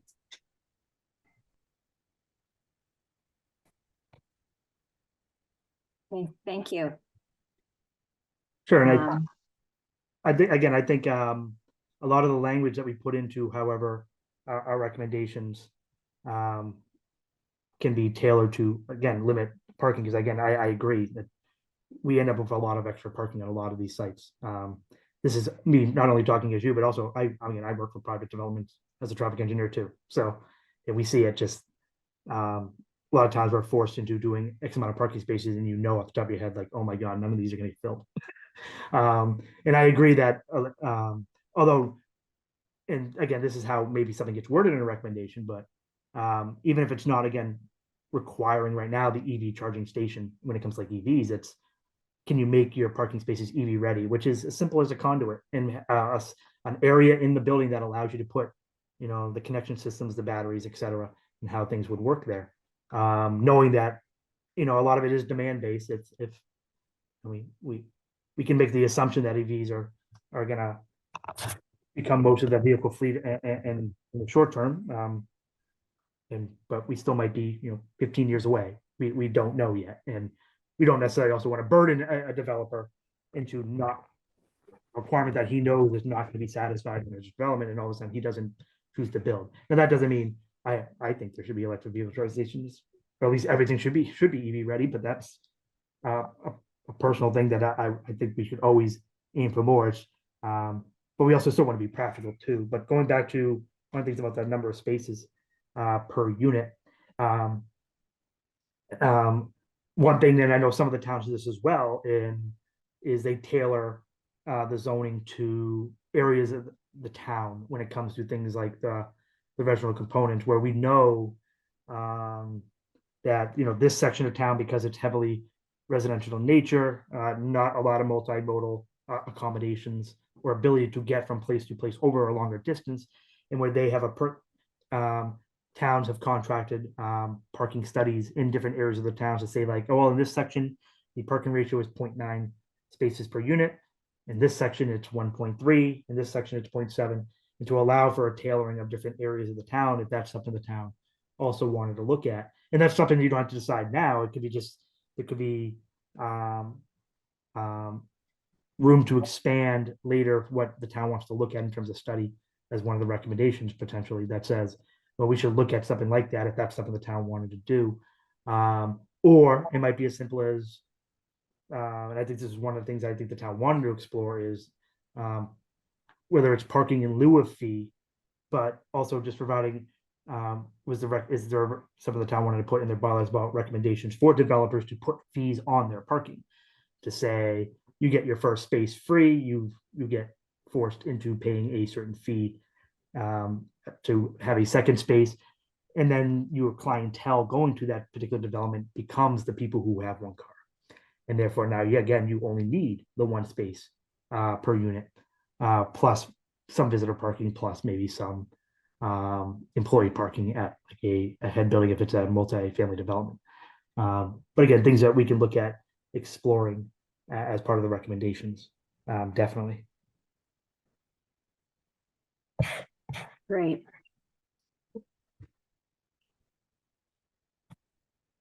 Any additional comments or questions? Anything you want to sum up, Elizabeth, in terms of where given that we'd like to sculpt an article from this between now and the end of the year? I think it's a conversation with Sam on, time frame. It's October.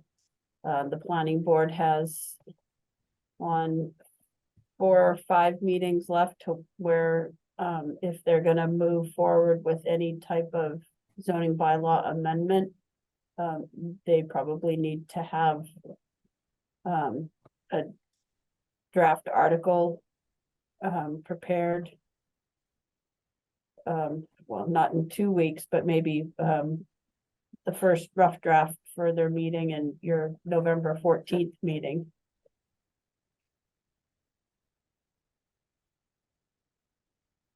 I don't know what your timeline is, Sam, on. Yeah, I think one of the things that we wanted, and I don't necessarily think that will be a problem, because not every recommendation that we have is going to end up in, for instance, the article, because it's something we will have recommendations for things that we think the town should have for longer consideration. Because you don't want to, maybe you don't want to go through the process more than like a couple of times if you have to, because there'll be things you want to. I was talking about a couple minutes ago. There might be something of, hey, maybe the recommendation is maybe you should be looking at, and this is just an example, doing a parking study that looks at a couple different areas of the town and what they have for ratios. That's something that wouldn't be in this warrant article, but it might be in next year's. But it's such, or early next year if you have to. But just something to at least for the town to examine, but obviously making sure that we have enough information and whatever we want for recommendations to change as part of that warrant article that might come into your hands on November 14th. So I'm thinking the next meeting is the October 24th is their next meeting. Yeah, I think it kind of comes down to there's the three levels of recommendations. One is the low-hanging fruit. This is something that the board could easily do a warrant article. Not a lot of controversy. I can't say there's no controversy, because but not a lot of controversy. Just something that they can move forward for, our warrant for our annual spring, town meeting at the end of April closes at around January 4th. So, so there's kind of like that low hanging fruit. Then there's, the next phase of recommendation, these are, some things that, the board will put, more conversation into, more discussion, more community input. And, looking for a warrant article for 2025 annual town meeting. And then there's that third tier, like you said. This is something that's gonna take additional study and, this is the approximate cost to do something like that. Because that's a whole different ball game of, putting funds into the budget, and so goes into the budget, gets part of that budget conversation, and wouldn't, if it gets passed, it wouldn't be available till July 1st of next year. So it's, I see it kind of just being 3 tiers of recommendations. So. Yeah, and I think coming into the next meeting, so the 24th, I would say TC would have a listing of those first 2 bullets, things that we can start to chew on at that meeting. And then it allows us to provide something more comprehensive in terms of language of how things might want to be looked at for that. What I would say, draft on the 14th, even though it might not be maybe in a direct article format, but at least it's responded to comments that the town had. Things like that, something that can be formulated easily into if we're doing something that's direct clauses that would end up in the bylaw after that we make sure we have everything tied up from there. So, I mean, when it comes like the low hanging fruit part, I would assume, like, for instance, the actual parking table itself is what would give the direct low hanging fruit. I don't think there's much going from, like, say, and again, I'm throwing out examples when I say this, going from like 1 space for 750 square feet to 1 space per 500 square feet is not going to be an overarching long 2-hour discussion for a particular land use kind of thing when we show that through the comparison table information. I think more of the discussion is going to be towards things like the shared use, the transportation demand management, fee impacts, and how that would actually work. Is obviously that's a monetary thing with the town, which is completely different than everything else in the bylaw when you do something like that. So, but I think, for the next meeting on the 24th, we'll have a listing of what we believe would be the TC's initial recommendations for each of those, something for, again, the town to start to look at for those 2 weeks in between or so, or 3 weeks in between. And I believe some of that information would start coming in to your office, Elizabeth, before that Friday before. So it's not going to be all coming in the 21st kind of thing, or whatever the Friday is. It will start to coming in as we actually start nailing down information.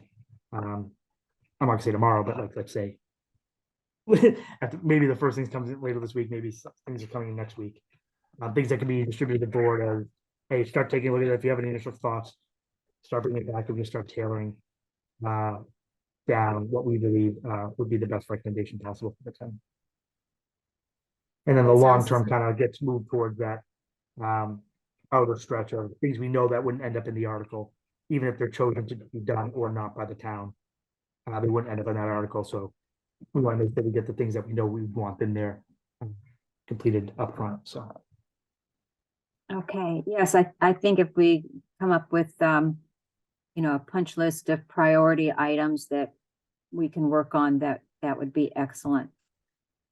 And I know, again, as I mentioned before in the meeting, some of the information you got today, specifically that transportation demand management measures, because that's going to be the kind of the newest thing to the bylaw of everything. Is everything else that we are tasked with. There's already something in there. It's kind of just what do we think would be best to change it.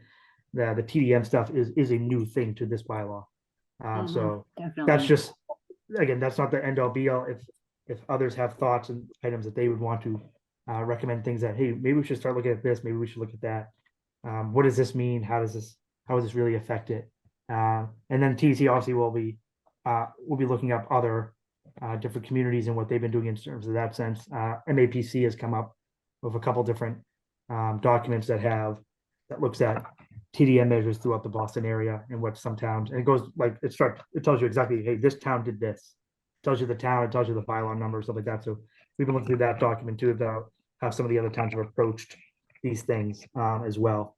We don't have to be Boston, for instance, but you know, we want to make sure that we're adding in things that we do want to limit the amount of parking and make sure that we have a bylaw that's consistent with what's actually needed, as opposed to, again, numbers that could be wildly out of date for the current times. So Mhm. Mark, did you have any thoughts? No, I mean, I think we need clarity here on what we're trying to accomplish. And I think what you just said now, Sam, is that we're trying to make sure that it is up to date, that we're reflective of what's going on in our society today. Okay. We need to determine whether we need to make changes or not. I think all of us would like some more clarity around it. We struggle with the Concord Academy. How many parking spots do they deserve? When we did the Dunkin' Donuts thing over where the Asian restaurant is, we struggled with that. We struggled with the project that we were presented with in West Concord about parking spots and things like that. So I think we'd like to have some more clarity around that. So we're not doing a bunch of special permits if we can avoid it. Okay. If we can. If we can't, then we'll just have to live with the way it is. But I think that's, at least in my mind, that's what we're trying to accomplish. Is that correct? oh yeah, it is. Caution to the wind for everybody too, as well as it's not, doesn't mean, like, I'll look at the parking table as I think that's what's up on the screen right now.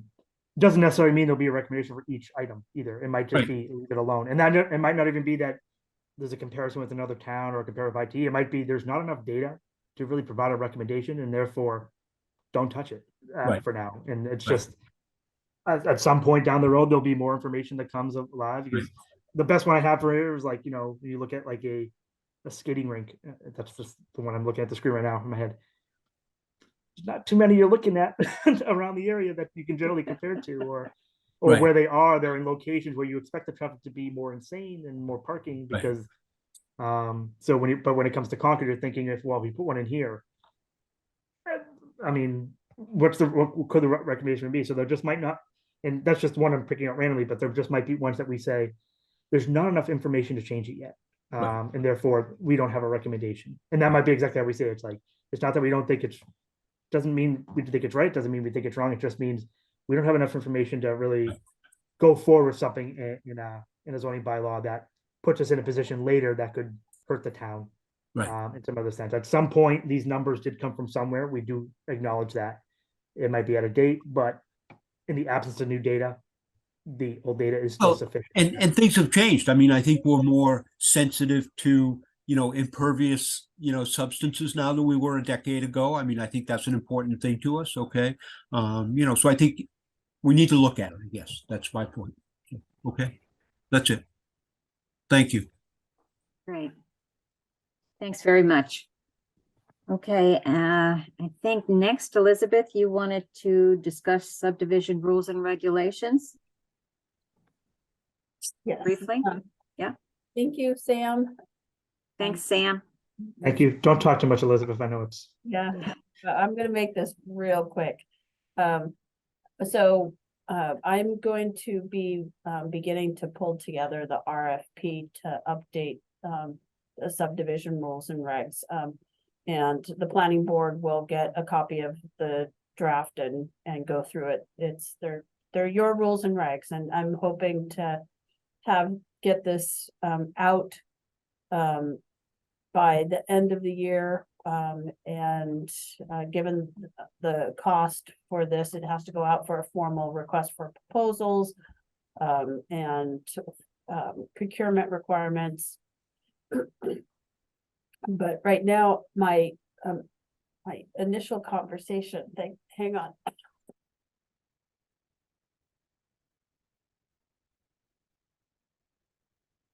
Why don't we wait? Are you okay? I mean, we can wait till next time if you want. So yeah, that that might be. So I'm just gonna put it out there. So this is only my second time of having COVID, and so I'm not doing too much. Was just for everybody to kind of look at those construction requirements and think about where you'd like to see things that, you know, are different, or, you know, where you think the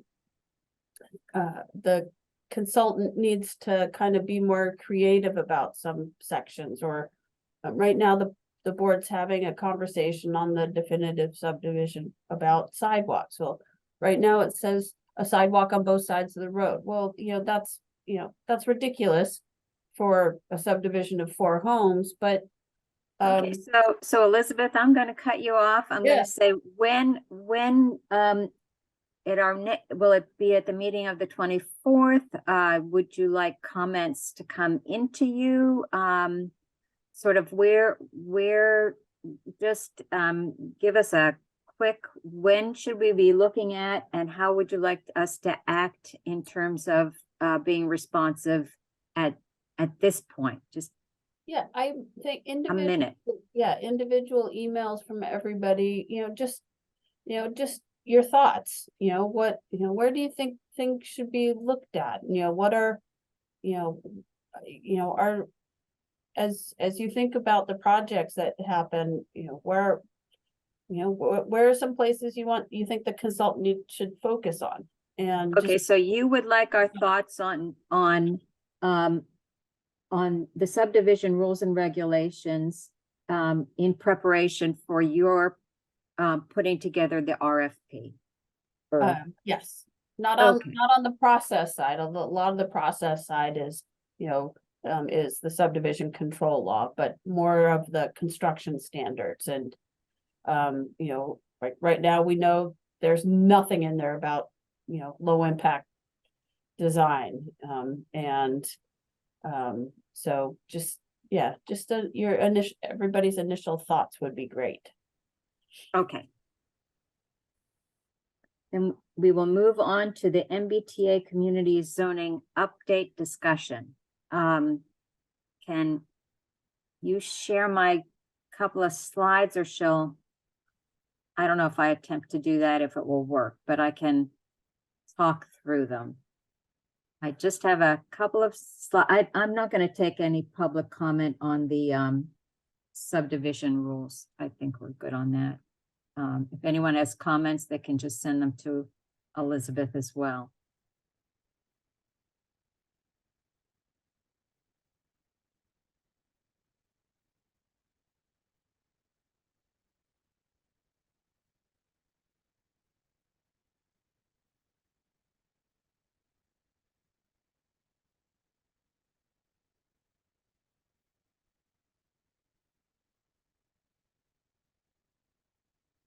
You sent it to me, and If you like, I can try and share my screen. I don't know.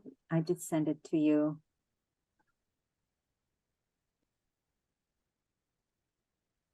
no, just give me one more second. Okay.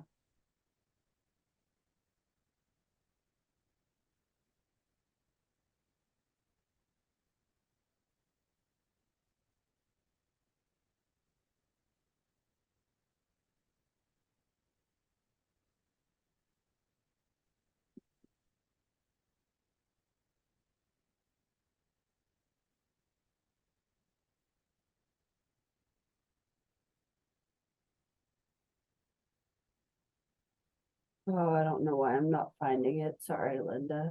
That's okay. Right.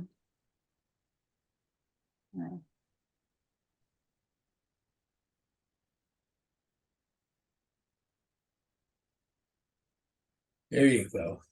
Can you see it? Yes. Sorry. Can you see the little screen that says planning board meeting? Yes. Okay. Well, we'll try it. So this is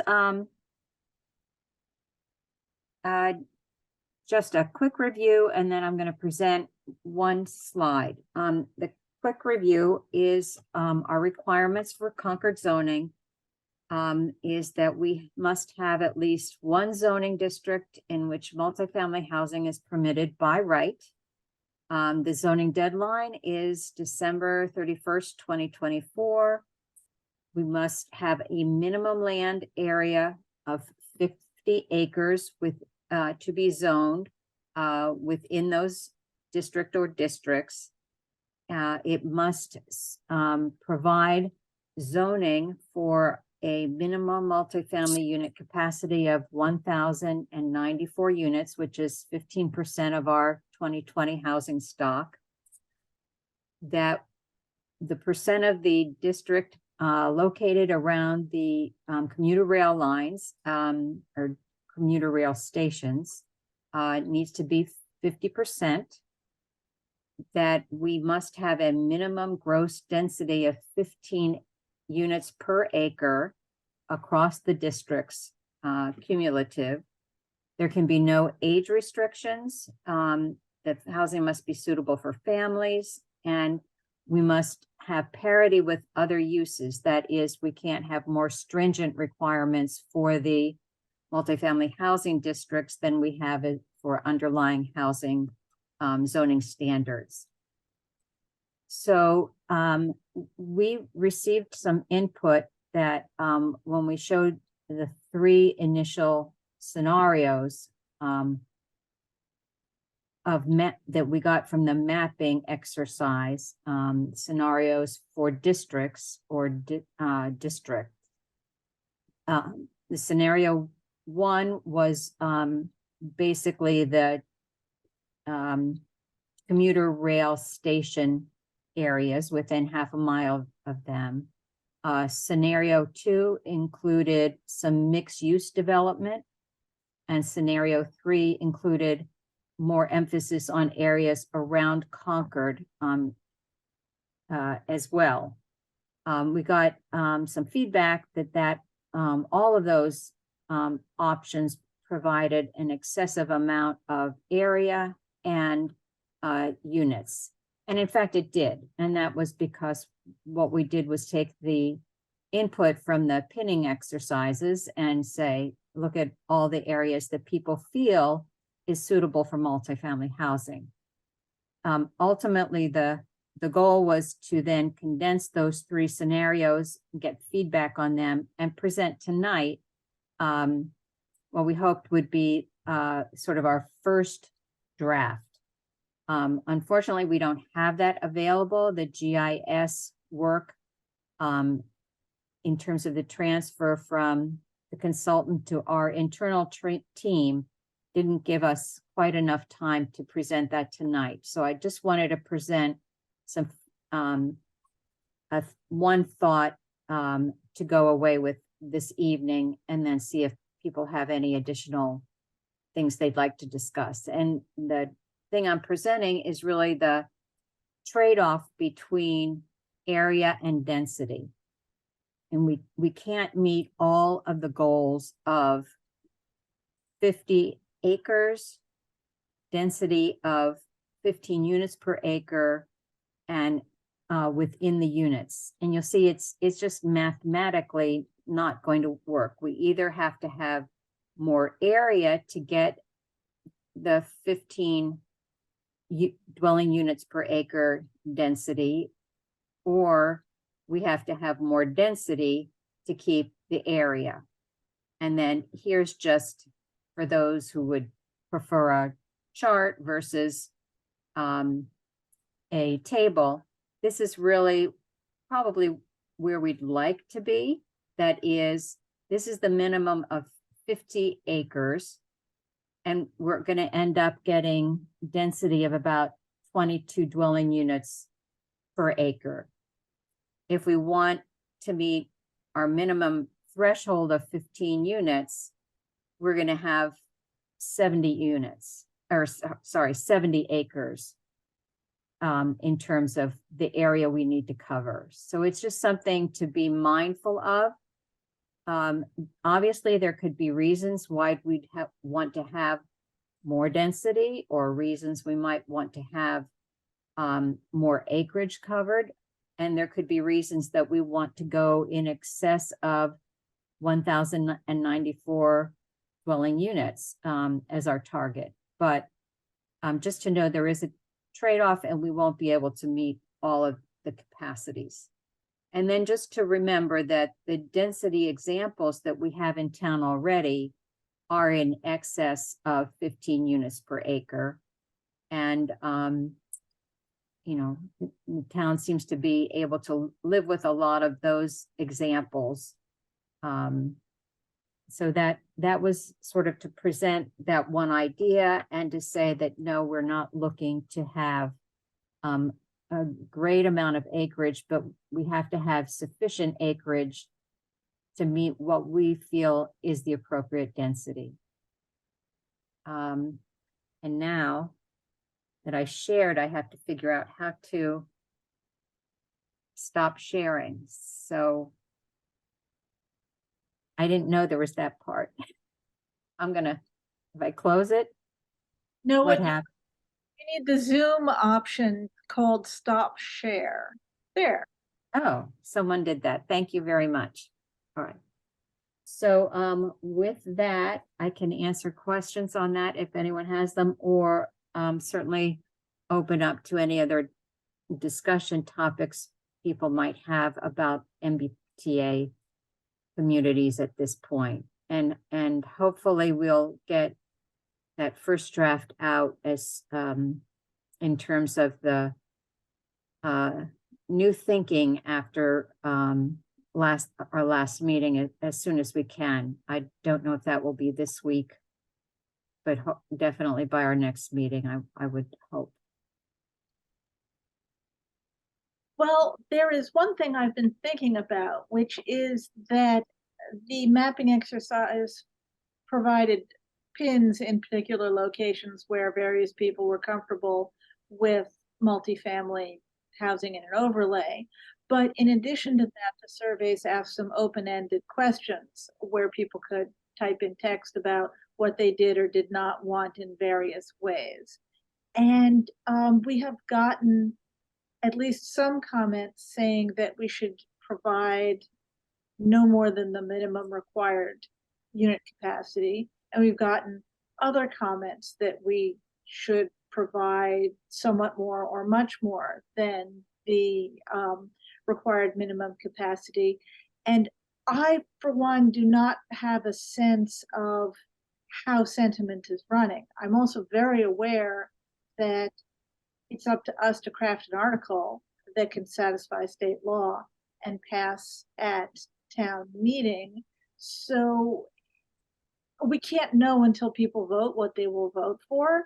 We can only go by public comment, but we could at least take a look at the public comment we've gotten and try to get a somewhat numerical sense of how sentiments are running. And I am not asking for an answer about that tonight. I'm just raising that as something that we could look at. And I also, I can't remember exactly what open-ended questions we asked people and whether we specifically asked a question like that. How much capacity do you want to allow anyhow? Because if we've never even asked that, then we have an even worse idea. And we could put out another survey, although of course that would be extra effort we might not have the capacity for. I just used the word capacity again. Anyway, there. That was just. I'm hoping, Sue, once we have our first draft, we'll be able to present that and get feedback that's more specific. I think going out with more surveys, you know, I think that's the way to go personally, is like, here's the first draft, give us your critique and we'll hear from people, I would think readily. And I think the one open-ended question we asked that we got a lot of feedback was about the mix between West Concord and Concord Center. So I think people gave us a lot of input. I don't feel like there was a strong bias of, you know, do the minimum possible or do more because we need more in town. I think there was a distribution there, but not a clear signal. Elizabeth, Yeah, at if this you wanna- point in time, I think the board has to take the information that's been presented and provided, since June, and you don't have time to go out for huge public workshops and continually to get feedback for potential what to do in the warrant article. You need, at this point in time, you need to draft something, take comment on a draft, and go from there. You do not have time. Thank you. Any more feedback from the board? If not, then we'll go for public comment. Carol Savoy, I believe your hand is up. Yes, hi, Carol Savoy, 61 Belknap Street. I just, I had sent out to the board sort of an analysis, and I just wanted to point out, the minimum was 50 acres and the minimum units was 1,094. And all three scenarios that you shared with us so far, scenario 1 had 140 acres, scenario 2 had 118 acres, and scenario 3 had 239 acres. Every one was double or triple what the minimum requirement was for the MBTA 50 acres. And on the units, there's 1,094. Scenario 1 had 1,977 units. Scenario 2 had 1,687 units, and scenario 3 had 3,347 units. Again, almost double or triple what's required. So I know you showed the graph that said you can only achieve, smaller acreage and small 1,000 units if you have a little bit more density, but we didn't even see that scenario. That wasn't even presented to us, and I don't know why a minimum scenario was not provided, because every single planning board meeting that I've sat in for the past 3 years, and every MBTA meeting I've sat in for the past 3 years, I've never heard anybody say anything about we want more than is required. Most people are complaining that it's too big, it's too dense, it's too much. So I think you need to come back and present to us something that's more in line with the minimum requirement, because the minimum requirement is a lot to begin with. That's 1,094 units right across town and 50 plus acres. So I would like to see something presented as your first draft in alignment with that. Thank you, Carol. Sven Weber. Yes, I'm about 50 Belknap. So thank you for the additional work you did there. I think there's a lot that goes into it, and time is short. And as much as I love to have kind of more density in town, I think that the problem is that with more density comes kind of more needs on shops and businesses, and given the restrictions of the MBTA zoning with respect to mixed use, I think might be in all our interest to go to that kind of a minimal scenario you just presented a few minutes ago, in that bandwidth of whatever 73 acres and 15 and 50 and whatever 20 something it was, somewhere in that order.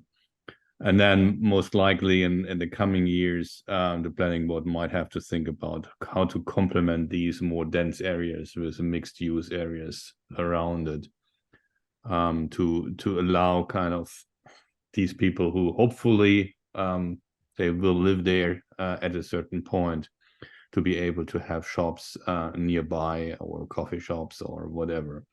So given the strange structure around mixed use on MBTA, it somehow forces us to look at kind of a minimum requirement. So thank you for the work you did there. Thank you. Pamela Dritt.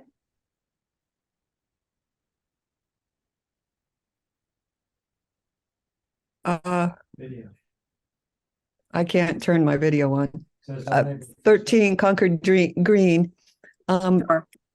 Keep it locked down. I'd really like to suggest that those areas you showed where we were happy with denser areas, many of them were right in the right spot to qualify. I think we should put much denser places on the places where we already have denser places. Men end up with very small areas that we need and still qualify. For instance, especially the new 40B development in Baker Avenue. That ought to be all included in this. And it will mean that we don't have to add practically anything. All of Concord Green should be in it. That's where I live. At a much higher density, not 15 per acre, spread out all over the place.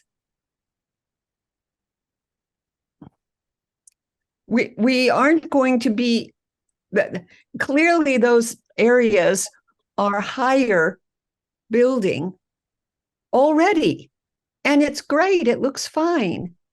People are frightened of extra stories until they see them, and then they look fine. I challenge people to look at any multi-story building in town, say that's 2 stories high or 3 stories high, and see if one more story would be a significant problem there. And if we do allow for higher density, we can allow for smaller areas in which it's permitted.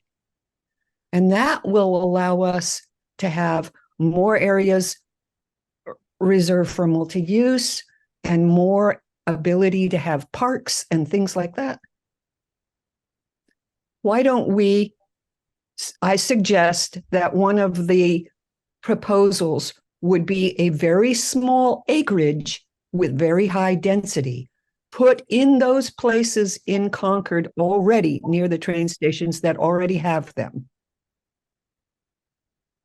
Like Concord Green and the Baker Avenue 40B development and those already multi-story, multi-unit areas in Concord Center. Thank you, Pamela. Carol, do you have a follow-up comment? Yes, I do, Linda. Thank you. Carol Savoy, 61 Belknap. Pamela just made an excellent point. I did want to mention that I think most people would like to zone properties that are already multi-family zoning and higher density, you know, such as that 40B, right? We're going to have it anyhow, so we might as well include it. And I think in scenario 3, they covered the Prescott or the Muse, which is also multifamily and lots of units and already built. And I think both of those would be excellent candidates for the next scenario that you guys come up with for us to evaluate. So if you could include those areas and any other multifamily dense areas, Concord Green again would be another good one. I didn't think about that one, but those would be, I think, meet the requirements, and you know, people would be somewhat agreeable to that since we already have it anyhow. So thank you. Thank you, Carol. If there's no more input on the MBTA, then we are ready for any planning board liaison or planner updates. Any meetings anyone would like to recap? I think my thoughts are, first I have a question. I don't know, I mentioned this to Andrew. I can't attend the next chair's breakfast. Andrew, is that a possibility for you? I'm not actually sure. Give me a minute. Possibly. It's Okay. next Wednesday, right? It's the 18th at 8 in the morning.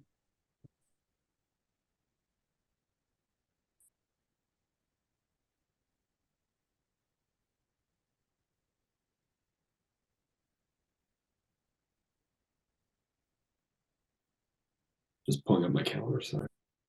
Thank you.